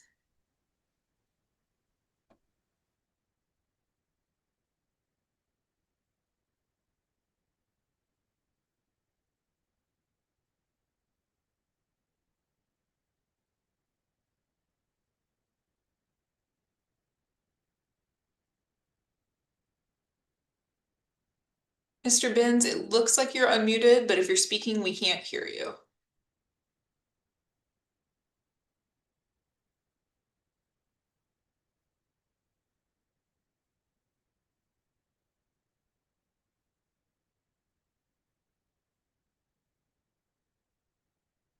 Okay, Mr. Binns, we still can't hear you. We'll have someone reach out and see if we can help you troubleshoot. And we will just come back to you as soon as we get your tech working. In the meantime, we will go on to Tamara Oman. Ms. Oman, we're ready to hear from you, but before you begin, I just want to note that Reverend Hancock is recused from considering your application, so he'll go off video. You won't hear questions from him, but the rest of us are ready to hear from you. Ooh, wow, this is just the second long time coming. Thank you. Sorry, I will try not to get this. Jerry probably had to recuse himself because he knew I'd start crying. But anyway, just kidding. First and foremost, just want to say it's an honor to have the privilege to come before you. In 2010, right before, not 2010, before Governor Doyle was going, I was trying to put these things together, but it must not have been time. It was meant to be now, and I'm going to go with that. So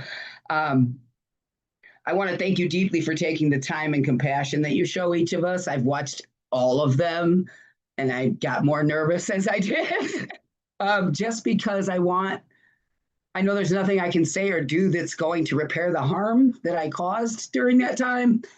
I can tell you that I've committed my entire life to doing whatever I can to create the world that I wish I would have had growing up and that I want for every human being today. So that's where I'm coming from. I also want to thank Governor Evers for bringing back the Pardon Board and giving me an opportunity to be appointed to his Health Equity Committee.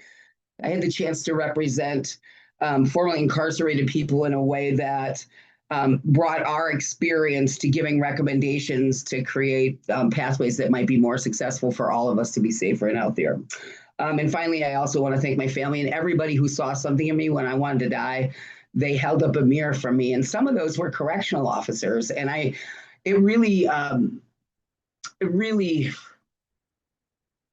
taught me or showed me that each of us walk through something different, and we're better together. So I'll tell you more about that later, but people have poured into me, and I want to thank the colleagues and everyone else who gave me a chance to see me now, and I'm thanking you for the same. I know you've read all the material. I thank you for your grace with the amount of material I put in there. I tried to be concise, but I didn't know how to not be completely honest about this whole process. And, I've talked to people over time, and it's a very cathartic process. So I also want to thank you for being so thorough. It challenged me and gave me an opportunity to go much deeper. I thought I'd been doing, a lot. I still think I am, but there's always an opportunity to see more of the ripple effects and the harm, and the opportunity to think, what can I continue to do to be the part of creating the world we all need? So I'll try to do my best to be very concise. I'm going to do my best. I want to make sure there's enough time so I'll go with the first question is, tell me about your crimes. Again, I know you have a bunch of information. My first one was one count of theft, business, special circumstances. This tore me apart. The individuals, I had the opportunity to serve individuals with disabilities, and I was a signer on their account. And in this circumstance, after I relapsed, I took the checks that I had and went and wrote them to businesses to get money to get high. And the following day, I called my boss and I told her what I did. I couldn't sit with myself. I loved these individuals. They were amazing human beings. I was given the privilege to be with them, and I took advantage of them, and I harmed them in ways that I can't fix. So I've repaid those amounts. I turned myself in. Forgery and uttering the following month. I think these were all months back to back, 3 in a row, in fact. I had taken, I was with people who were starting to write checks. I had gone to treatment, relapsed, ended up at a house, shouldn't have been there. People were getting high, like I'm not going to get a haircut if I go there, right? Same thing. So I did. I started getting high, and I was like, I'm not going to write checks. Well, of course, after I got high, I wrote checks. And this was probably also they were all very impactful. But as I read the criminal or the complaint by the individual who was harmed, the little Cassie who was harmed by the writing of the checks, I saw her. And when she wrote it in the statement, it said, you know, she was standing in line. She didn't get paid till Monday or something. And it was a Friday and she had no food for her children. And because of my writing these checks and her going to the store, she was denied the ability to feed her children. And I grew up in a home that was, you know, not able to do that. So those were the moments I started to realize past my own anger and pain that this was not, I already knew it was not right, but started to be able to take in some of the impact and the ripple effects it was having in other people. So again, I can't fix that, but I will spend my days trying to create a better world. Then in November, I think it was November, I did burglary to the place that I was working. Somebody gave me an opportunity. I told them about my crimes. I was always upfront about it. And she had asked me, the manager of the store, this was a Citgo gas station. She had asked me, hey, would you take from me? And I said, not if I'm not using, but if I am, please take me out of the system because I know that I would still use that as an opportunity. And unfortunately, I did that. I relapsed again, went into the store, stole money out of the safe. In fact, that night when I was getting high, I saw my boss having to drive all the way from New Glarus as I was passing her. And so I turned myself in on these cases. I went and talked to both times. Actually, the detective Sherry Twing thought I was crazy because I went to the police station. I said, I need to turn myself in. I committed crimes. She said, we don't have any paperwork or anything. I said, let me tell you where it was. And not because I'm some great human being. I couldn't live with myself. And these aren't the values that I was raised with or thought were important. And I harmed a lot of people. So, and the final one was, I was on probation for those. And then in 2001, I'm sorry, this was the one where I wrote Cassie's checks. That was a 2001 case. The other forging case was my partner. I took her checks and wrote them. And that was during that time too, and really harmed my family at that time. There were 3 children in the house, and I certainly wasn't the example they needed. They were, in fact, when this last crime happened, they went and went to the house and, you know, shook them up at 3 a.m. I can't do anything to make that different, but it still haunts me. And as I went through this, I just really had a chance to really go even deeper with this opportunity, not just healing for myself, but trying to create pathways for other people so that I can use these experiences for good. Okay. So that's that. The next question you have is what I've done since finishing my sentence. Is that accurate? Oh, also in my time in prison, I did anything I could. They didn't have a lot of options for women back then. PREA didn't even exist. There were things that were happening there that was really difficult, but I knew I wanted a better life. So I was going to do whatever they were willing to offer me to do. And I did. I did treatment. I did whatever they asked me to do. I did get paroled from my new law cases into truth in sentencing while I was there. I had an 8-year sentence, 3.5 in, 4.5 out. After a year at Techeetah, I was paroled into my truth in sentencing where I went on to do the rest of my time. So I did 2.5 total. But literally took healthy relationships, just anything that they would let me into, I tried to do. I also spent time trying to host like support meetings with even people at the day room. And I didn't sit at tables where people were talking about everybody else because I never wanted to come back. I never wanted to be there to begin with. I also witnessed how difficult it was for staff, and I'll allude to that in the end. I didn't realize when I went back to work in prison that how much staff needed to know they matter. And so I've tried to create programming and other things to do that. So since finishing my sentence, you've seen my all of my information. I've become an alcohol and drug counselor. I've been a peer specialist. I'm trained in trauma-informed care. I've spoken at SAMHSA meetings. What I've tried to do, I'm nobody special. I was just given a gift and an opportunity to take these moments, and people poured into me to teach me what to do with this, to try to use them for good. And that is literally what I've tried to do since prison. I currently work at the Wisconsin Resource Center again. I was the first person hired in the state of Wisconsin to go back in, to be out with my history. And I knew walking into that place, what I didn't know, I really thought I was being sent back spiritually to serve those folks that were like me. And I witnessed the suffering of staff. I witnessed the increase of suicide, the things that happen to line staff, such as you know, they have the highest results of alcohol addiction, domestic violence, divorce, and suicide based on the vicarious trauma and the suffering they witness. And we asked them to come in and not feel and then go home. And I buried several coworkers. So I realized it was deeply brought to me. We all need to know we matter. And whatever I can do, even though they may not have seen me as a colleague yet, it was very important for me to hear them. And I started to have the blessing of having them come into my room and share things that they don't share with people. And we created a peer support program for staff. Sue Dahan was my boss at the time. And I said, we can't ask them to serve others if we don't care for them. And we can't ask for them to model behavior that we're not supporting them in what they do. So I really think it's a parallel process. My life's work is really about recognizing that all of us, we need to be cared for and thought of and healed, not given a freebie. It doesn't mean we're not accountable, but it means that if we approach this differently, I think we might have a different outcome. And so that's what I'm about. That's what I'm hoping to do. And my last statement is, why am I asking for a pardon? I want to be very clear. I'm not owed a pardon, because the question is, why do you think he should give you one? Well, I don't know that he should give me one, but I can tell you what it would be helpful for me. And that is, I'm asking for a chance to continue serving my community with fewer barriers. I've been blocked in housing, jobs, but I've still gone on to do whatever, because I didn't give up when I wanted to get high. I'm not giving up when I want to give love, right?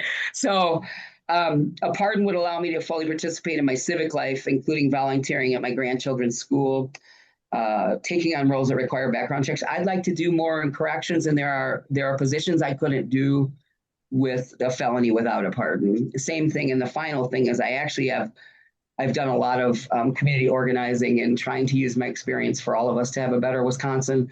And I can't hold a public office. That's my main thing. I can't hold a public office without having a pardon, unless it's a federal office, which I wouldn't be seeking.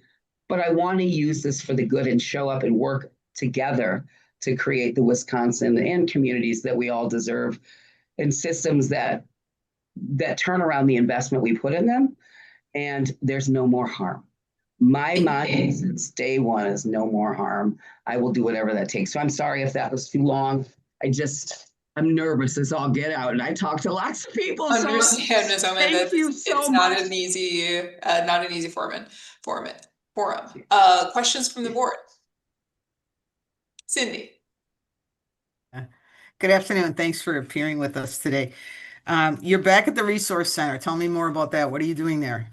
Same thing. I went back as my old position, which was the first one in the state to be hired as a recovery support specialist. So it's basically to bridge the gap between those we serve and those who work there, create programming like a restorative justice. If you noticed, my belief is deeply, if we use those principles, we'd all win. So restorative justice, creating pathways for individuals to give back to community and recognize they can make better ripples even while they're in, to take time. Done a lot of trauma groups. I do a lot of things based on that, but I also do a ton of work with staff. I do a lot of training. I want them to know how much they matter, and I don't think this is an environment that teaches that. I think that it very much tells you when you're in trouble, but it does not tell you the good you've done. And you could probably ask anybody on staff. I believe deeply that we all matter in that building, and I will do whatever I can. So, and are you part of a team for that? Is there more than one you? Now, so you were sort of the pioneer, right? Yeah, thank goodness I did well, and then 2 other people got hired. So there's 3 positions, and we've also I worked with DHS and other Department of Corrections to get peer specialists who are living in prison to be hired, trained and hired, so they can offset some of the work that staff has to do or not do. And it really reduces, I think in Boscobel, it reduced assaults by like 50% in the very beginning. I worked with Dr. Johnson and other folks. It took 3 years, but there's 200 of them now working and living in corrections. And for folks who don't have a lot of hope, they have purpose, and now they don't want to be in trouble. So there's less harm in the institutions as well, right?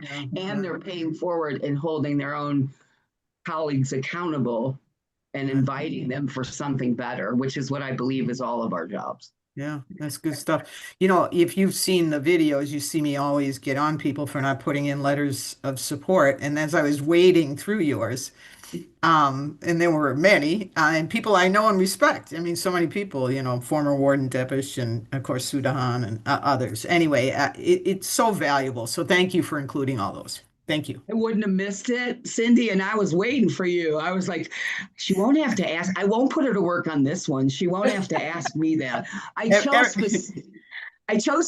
to be strategic in choosing folks that would give you a bigger picture of me, especially in someone I served. Like Delilah was one of the last, she's somebody I had the chance to walk alongside, and now she's running a store. She works for violence prevention, right? Like we're all in this together.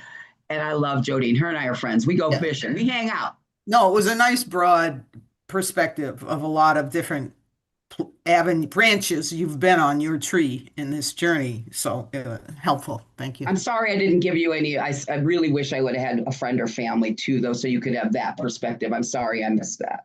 No need to apologize, believe me. Good coverage. Any other questions from the board? All right, thank you, Ms. Homan. I think that covers everything then. Appreciate your time, and I hope you enjoy your weekend. Oh my gosh, this is just the beginning, but thank you for all you do, not just here, every day. Thank you. Take care. Okay, I believe we have Mr. Binns' tech issues sorted out. Mr. Binns, I think you're maybe called in as well, so we're ready to hear from you. All right, can you hear me? We can. All right. So I am coming to you to ask for a pardon. Sorry, can't believe I'm crying right now. I committed a crime. It was felony theft of movable property in 1998. I got sentenced to 6 months in jail, 3 months in Shawano County, 3 months in Brown County. Then I also got 3 years probation off of that. I served my time, completed my probation with restitution payments, and just tried to stay out of trouble since then. And in that process of living and being who I was, moving around a lot, I was living with a friend of mine in his basement in Green Bay. And I had just gotten home from work. I was working at Carew Concrete at the time, and I walked outside and his girlfriend was in the driveway, and I said, "Hey, where's Scott?" And she said, "Oh, she's over across the street. He heard something at the neighbors." Well, as I was going over there, 2 people come running out of the house. He came running out of the house yelling, "Stop, stop, stop." So I helped him chase these people down and didn't think nothing of it after that. Ended up getting a Citizens Service Medal, May 6, 2005, for stopping that robbery. Since then, I've been just volunteering at church weekly, attending church weekly, and I'm asking for a second chance to be almost 50, looking for employment since I got forced out of my last job, which was driving semi, because I was involved in a motorcycle accident in 2014, where I suffered a traumatic brain injury, which I now have to deal with. So go apply for a job like that once, where you got your felony against you, and then you got your brain injury against you. It's a big hurdle. And I'm just really asking for a second chance to get this off my record. I don't have involvement with the cops or the police. I don't, do nothing stupid with my car, such as speeding and anything like that. I don't drink. I don't do drugs. I try to keep to myself. That's about all I got. Thank you, Mr. Binns. We'll open it up and see if board members have questions for you. Cindy? Good afternoon, Mr. Binns. So Three felonies in 3 counties in 1 week, right? It was, yes. Yeah, you had a bad week. So what happened was the theft of movable property was I stole snowmobiles. Couple of them. Got caught stealing one. And after getting caught, how do I put it? I said that I had committed the other crimes. Okay. So they added those on to the one that I got arrested. So you got for caught when on I the went to third. court. You got caught on the third one? What's that? You got caught committing the third theft and then confessed to 1 and 2? Yes. Okay, gotcha. Because that's one of my questions is why did you need 3 snowmobiles? I didn't need 3. It was, I took the first one because a friend of mine back then, supposed friend of mine, needed some parts for his. Okay. So I got him a parts snowmobile. Then the second one, me and a friend stole it together, and I let him keep it. Well, then I wanted one, so I took another one. Okay. And that's the third one that I got caught for. Okay. All right. And my last question, you've heard me maybe ask others this, but as part of the application process, people are encouraged to submit letters of support, and you chose not to submit any. Can you tell us why not? I may have missed that in the application, and you can get letters of support from anybody. I feel that my actions in the past speak for themselves. So I didn't, like I said, I missed it, and I apologize for that. If I would have, read that thoroughly, I would have done that process. Okay. Thank you. You're welcome. Other questions from the board? Mr. Binns, one from me. It looks like you have a Brown County ticket. It's not a criminal charge, but a disorderly conduct ticket from 2023. Could you tell us what happened there? The disorderly conduct with a motor vehicle ticket. That was what the cops gave me because they couldn't figure out a different way to give me a ticket for something that another person reported me for. So they gave me a disorderly conduct ticket out of that. Sure. I guess what was the thing that you did? We were in a park. Okay, I did Uber years ago, and we were in a waiting lot. Grassed area around it, not a big deal. Well, you sit there long enough. They don't have a porta potty outside. It's kind of a task to get to a restroom. So anyways, I was parked by the grass. I got out of my car, didn't expose myself to anybody whatsoever. Made sure of that. And I relieved myself on the grass. I urinated on the grass. Well, when the cop showed up and I explained myself, like I said, that was the only ticket that they thought they could give me at the time for that. Got it. Okay, understand. Thank you. Any other questions from the board? That covers it, Mr. Binns. Appreciate your time, and I hope you enjoy the rest of your weekend. I thank you all very much for the opportunity to speak, and have a great weekend yourself. Thank you, Mr. Binns. Next up, we have Lakeisha Barnes. Ms. Barnes.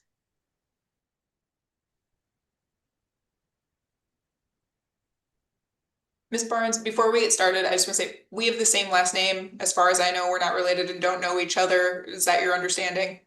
Yes, correct. Okay, great. Just wanted to put that on the record, and we'll turn it over to you. Hey, good afternoon, everybody.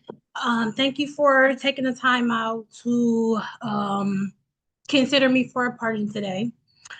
A brief summary of my offense is in 2004, I was charged with theft, removable property.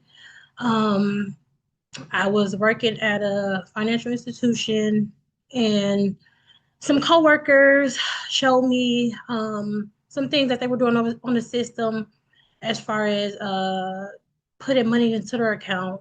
Me not knowing any better, being a follower at the time, I did the same thing. I ended up getting in trouble for it. I deeply regret it. And then also in 2009, I was with somebody who I did consider a friend. We was at a store shopping, and she actually was attempting to steal. And me being with her, I wasn't taking anything, but I got charged for party to a crime, but it was later dismissed. I took like a class or something like that. Since then, I have not been into any trouble with the law. Just trying to do better, live my life right. I went to school. I obtained my associate's degree. I'm going back in the summer for my bachelor's degree. Since then, I have steady employment. Right now, I am actually open and operating my own childcare facility. And also, I mentor and I work with youth at risk. I have been doing that for about a year. After 9 months, just seeing like my work ethic and everything, I was promoted to supervisor. So that's what I'm doing right now, full time, both of those jobs. That was what I did since then. I am currently married. I have been married for 16 years. I have 3 beautiful kids, 1 grandchild, 1 on the way. And I just want to be like a positive role model in their life. So I'm teaching them like the things that I wasn't taught when I was young. I have 2 kids, they graduated school. I have 1 who is a junior, so she'll be graduating next year. I just kind of want to be a positive influence in their life. Thank you, Ms. Barnes. We'll open up to questions from the board. Board members? Cindy? Good afternoon, Ms. Barnes. Are you still interested in pursuing a career in nursing? Honestly, I was, but like I went and I took my CNA class. I had started nursing school, but it was like I just felt like this was hindering me. Like nobody wanted to hire me. So I stopped. I would love to, if I am given the chance to receive a pardon. Yes, I would love to go back and finish nursing school because I already have so many credits in there, but this kind of deterred me a little bit. So I don't know, like I just stopped, but I would definitely love to go back and do that. That was one of the things that I wanted to do. Okay. And thank you for submitting the letters of support. We did get those. No problem. Your Thank application. you. Thank you. Jerry? A couple of questions. Tell us about the Emerging Scholars Learning Center. Yes, so I was actually operating a daycare for about 7 years. I was a manager there. The owner actually lived in California, so I was the main point of contact. I was there from doing hiring to payroll to scheduling to everything. I was running a business. After that, I decided that I wanted to do my own because I was building great relationships in my community with the families. So I ventured off and started my own. So I've been doing that for about 4 years now. I have my own daycare facility. And do you need a license for that? Yes, you do. And that's one of the reasons, like every year, like the laws are changing and they're getting more stricter with like the convictions and stuff you can have on your name. Luckily, like mine is not one of them, so I'm thankful for that. But every year is changing up, so that is one of the reasons why I actually wanted to come for a pardon, because in the upcoming years, I never know like what like the stipulations would be as far as keeping a license. And I would hate to displace all the families that are in my center that I have built relationships with who depend on quality childcare. Okay. And the judge and district attorney in Milwaukee County who reviewed your application for a pardon support you're getting a pardon. How did that make you feel? Honestly, it made me feel like really happy. I was ecstatic. I was excited. And I'm just grateful to even have the opportunity to have this chance to be in this room right now. Thank you. Thank you. I think that covers it from us, Ms. Barnes. Appreciate your time, and I hope you enjoy your weekend. Thank you. You as well. Thank you. Bye. Our last applicant of the afternoon session is Ryan Heron. Mr. Heron? Hello, can you hear me? We can hear you. We can't see you. Okay. Oh, I'm sorry. I pressed the wrong button. There we go. Oh, okay. Here it is. How are you? Great. Thank you. So, well, thank you all for having me here. But what I'm here seeking a pardon for is possession with intent to deliver and theft of a movable property. When this happened, I was in college when this happened. I regret that it even happened.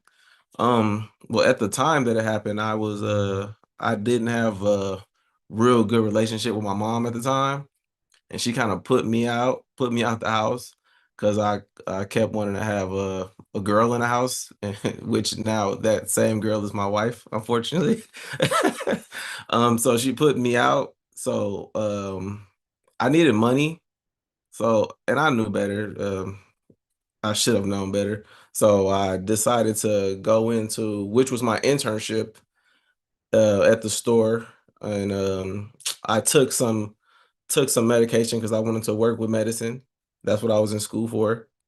And I took it to get money, sold it, because I was staying in my car with my son because my mom put me out the house. And yeah, that was that. Then I got caught for it, and I had to do 18-month probation for it. So I did my whole 18-month probation. I don't smoke, I don't drink. So all through my probation, all of the like drug testing and all that stuff I had to do was super easy to do. I passed all of those because I don't do none of those things no way. Like I said, I was in college because I wanted to work with medicine. And after that, it was real hard for me to get a job after that. I had to find something else to get into because what I wanted to do in my life, I couldn't do because I messed that up. So for a long time, I was going from temp service to temp service. I worked in a lot of temp services, and then I started doing forklift driving, but I didn't want to keep working in warehousing. So I think it was about 9 years that went by. And I went and this was like right after COVID and they was letting people like go out again. I went and filled the application out at the mall and I started working part-time at Lids in Mayfair. And I was at Lids for about 4 years. I started off doing part-time, became assistant manager, and then I became a store manager. Then I became store manager of one of the busiest Lids in the mall, and that's where I actually met the guy who told me about this pardon stuff that I'm doing right now. His name was Joshua Johnson. He helps with like the pardons and stuff like that. So I have to thank him for that. And why I think I should be pardoned is I want to be a better role model for my son. He's 17 now, and he'll be a senior next year. He plays football. He's on a varsity team, and he's being looked at by schools and colleges for his football and stuff like that. And I want to be able to. It's for professional reasons and personal reasons. so I can help better support him while he's in school and my other kids as well. Thank you, Mr. Heron. We'll open up to questions from the board. Board members? Officer Lewis. Good evening, or afternoon rather, Mr. Heron. Good afternoon. So you have a 17-year-old son? Yes, ma'am. Okay. And what other children do you have? I have 4 sons and 2 daughters. 4 sons and 2 daughters. Yes, my Okay. youngest son, he passed away a year ago for lung complications. I'm sorry to hear that. That's Thank gotta you. be very hard. And you're married as well? Yes, I'm married Yeah. to the same girl my mom put me out the house for. So in your application, you talked about wanting to be a good, develop personally, be a good role model for your children. Yes. Yeah. So what I'm seeing from your public Facebook posts are some of the most horrific, misogynistic things I've seen since I've been part of this forum. Would you like to address any of that? Would you like to explain, how you might feel if somebody was posting these things that I'm not going to describe on this streaming, YouTube streaming, but if those were your 2 daughters being spoke of this way, talking I'm not about a- you wanting to grow and develop as a person and be a good role model for them. Yeah, I'm not aware of what posts you may be speaking of. Well, 2019, again, I don't know that I should be reading any of these things even out loud on this forum, but making fun of women who have been battered by their spouses, making fun of women in domestic violence situations. I'm sorry, I don't recall that at all because I don't recall that. Okay. Are you sure Well, that there's is that me? I don't recall that at all. Okay. Well, there's quite a few of them over the course of many years. Most recently is 2019. And so you're saying that that's not your Facebook page? No, talking about domestic violence, no, ma'am. Okay. Okay. Then another post that was shared with us is a post from 2014 of you holding up what appears to be a shotgun with a caption that says, "I woke up like this, LOL, hashtag old pic, don't worry." So if that's an old pic, is that from before or after you were a Yeah, convicted that's felon? 2014. That happened after. That picture had to be after. Okay. So do you see that it's problematic for you as a convicted felon seeking a pardon to posting a picture of you lounging on a couch with a shotgun in your hand and your hand on the trigger That guard? was I'm sorry, that wasn't a real gun at all. I forget that it's so old. I forget that that's even on there. Okay. Well, that is the same Facebook account as all of the really horrific misogynistic posts ridiculing women who have been in domestic violence situations. I don't recall. I don't see myself doing that at all. I would really have to see that. Okay, well, I'd encourage you to go back and look at your Facebook page then, and maybe consider adjusting your privacy settings or deleting these, if you want to call them memes or posts or whatever, as you continue to work on your personal growth and development and being a Yeah. good role model for your children. I would recommend going back and doing a review of your social media because this is horrific. Yeah, I don't recall that. Well, I'm on my phone, so I can't even look. But Yeah, I don't recall those at all. It has to be, yeah, I'll have to go on there and look for sure because I don't recall that at all. Okay, thank you. Other questions? Cindy? Good afternoon, Mr. Heron. You probably Good heard me afternoon. ask others as part of the application process. I was waiting for you because I've been watching the whole time. Here I am. You didn't submit any letters of support. Can you just tell us why not? In that case, it's just real embarrassing. A lot of my family and my friends don't even know I'm a felon. So that's my only reason. It's like I don't want to go up to somebody and be like, "Can you write a letter?" They would probably think I was joking. It's just an embarrassment thing for me, that's all. Okay, you understand though, it's helpful for us. Like even your Yes, ma'am. That's why your employer, when I've right? been watching the whole video, I was like, "Oh my God, I'm gonna be waiting for her to come on." Right, I know. Because like your employer, if you've been promoted multiple times, it could Yes, just be a ma'am. letter of reference. It wouldn't, that you got from them to tell us, look, he's been a great employee, he's dependable, so we see you now. Yes, ma'am. That's all. I'm just saying it would have been helpful, but thank you.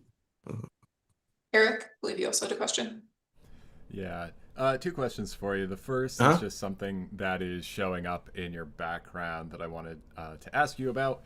It looks like in 2020, there might have been originally felony burglary, obviously not convicted as that. And then I believe there was misdemeanor entry onto building. And there was deferred prosecution that it looks like you may have completed.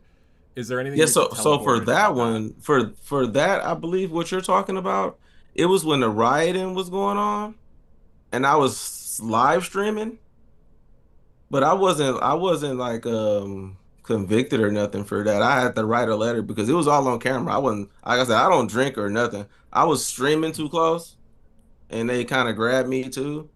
But I wrote a letter to the owner of that store or whatever because he had me on his camera and I wasn't touching anything. I was just on my phone live streaming. Okay. And to be clear, it doesn't look like you were convicted. Yeah, that's what I'm saying. My other question is just about on the application. On page 7, there are a lot of questions about some of the other steps that people have taken since conviction. And we obviously don't expect that everybody has done everything. But you had put not applicable or left blank on all of those. And I'm sorry, sir. You are really low. Okay, sorry. I'll try to be a little closer to the mic. Is that better?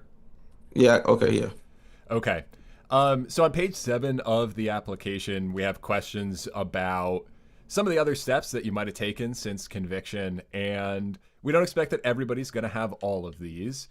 But you had put not applicable or left them blank. And I was just wondering if there were any other steps that you've taken that you wanted to highlight, whether that is volunteering or community involvement, any treatment, any education. If there is with my management, when I was promoted, I've been able to promote younger people I've hired, especially when I first became a store manager.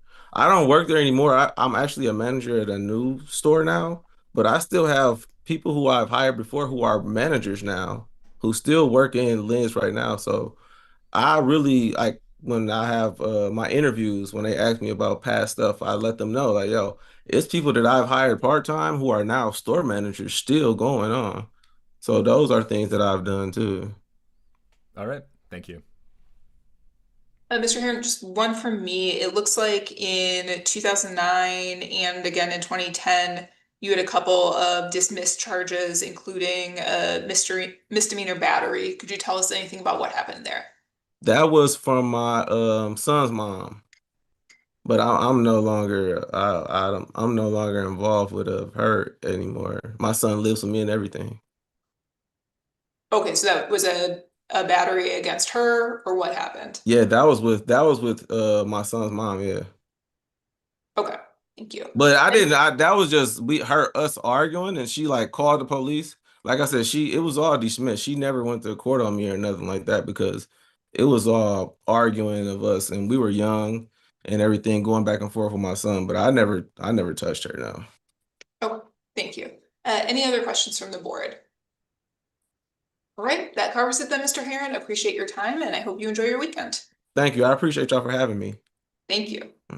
All right, and that was our last applicant of the afternoon session. So at this point, I will entertain a motion to move into closed session pursuant to Wisconsin statute section 19.85, sub 1, sub A, sub D, and F for purposes of deliberations concerning specific cases, considering specific applications, and considering financial, medical, social, and or personal histories of specific persons. Do I have a motion? Cindy, do I have a second? Seconded. Eric, all in favor, aye. Aye. Aye. All opposed? Motion carries, and I will ask everyone to just give us a moment to stop our live stream.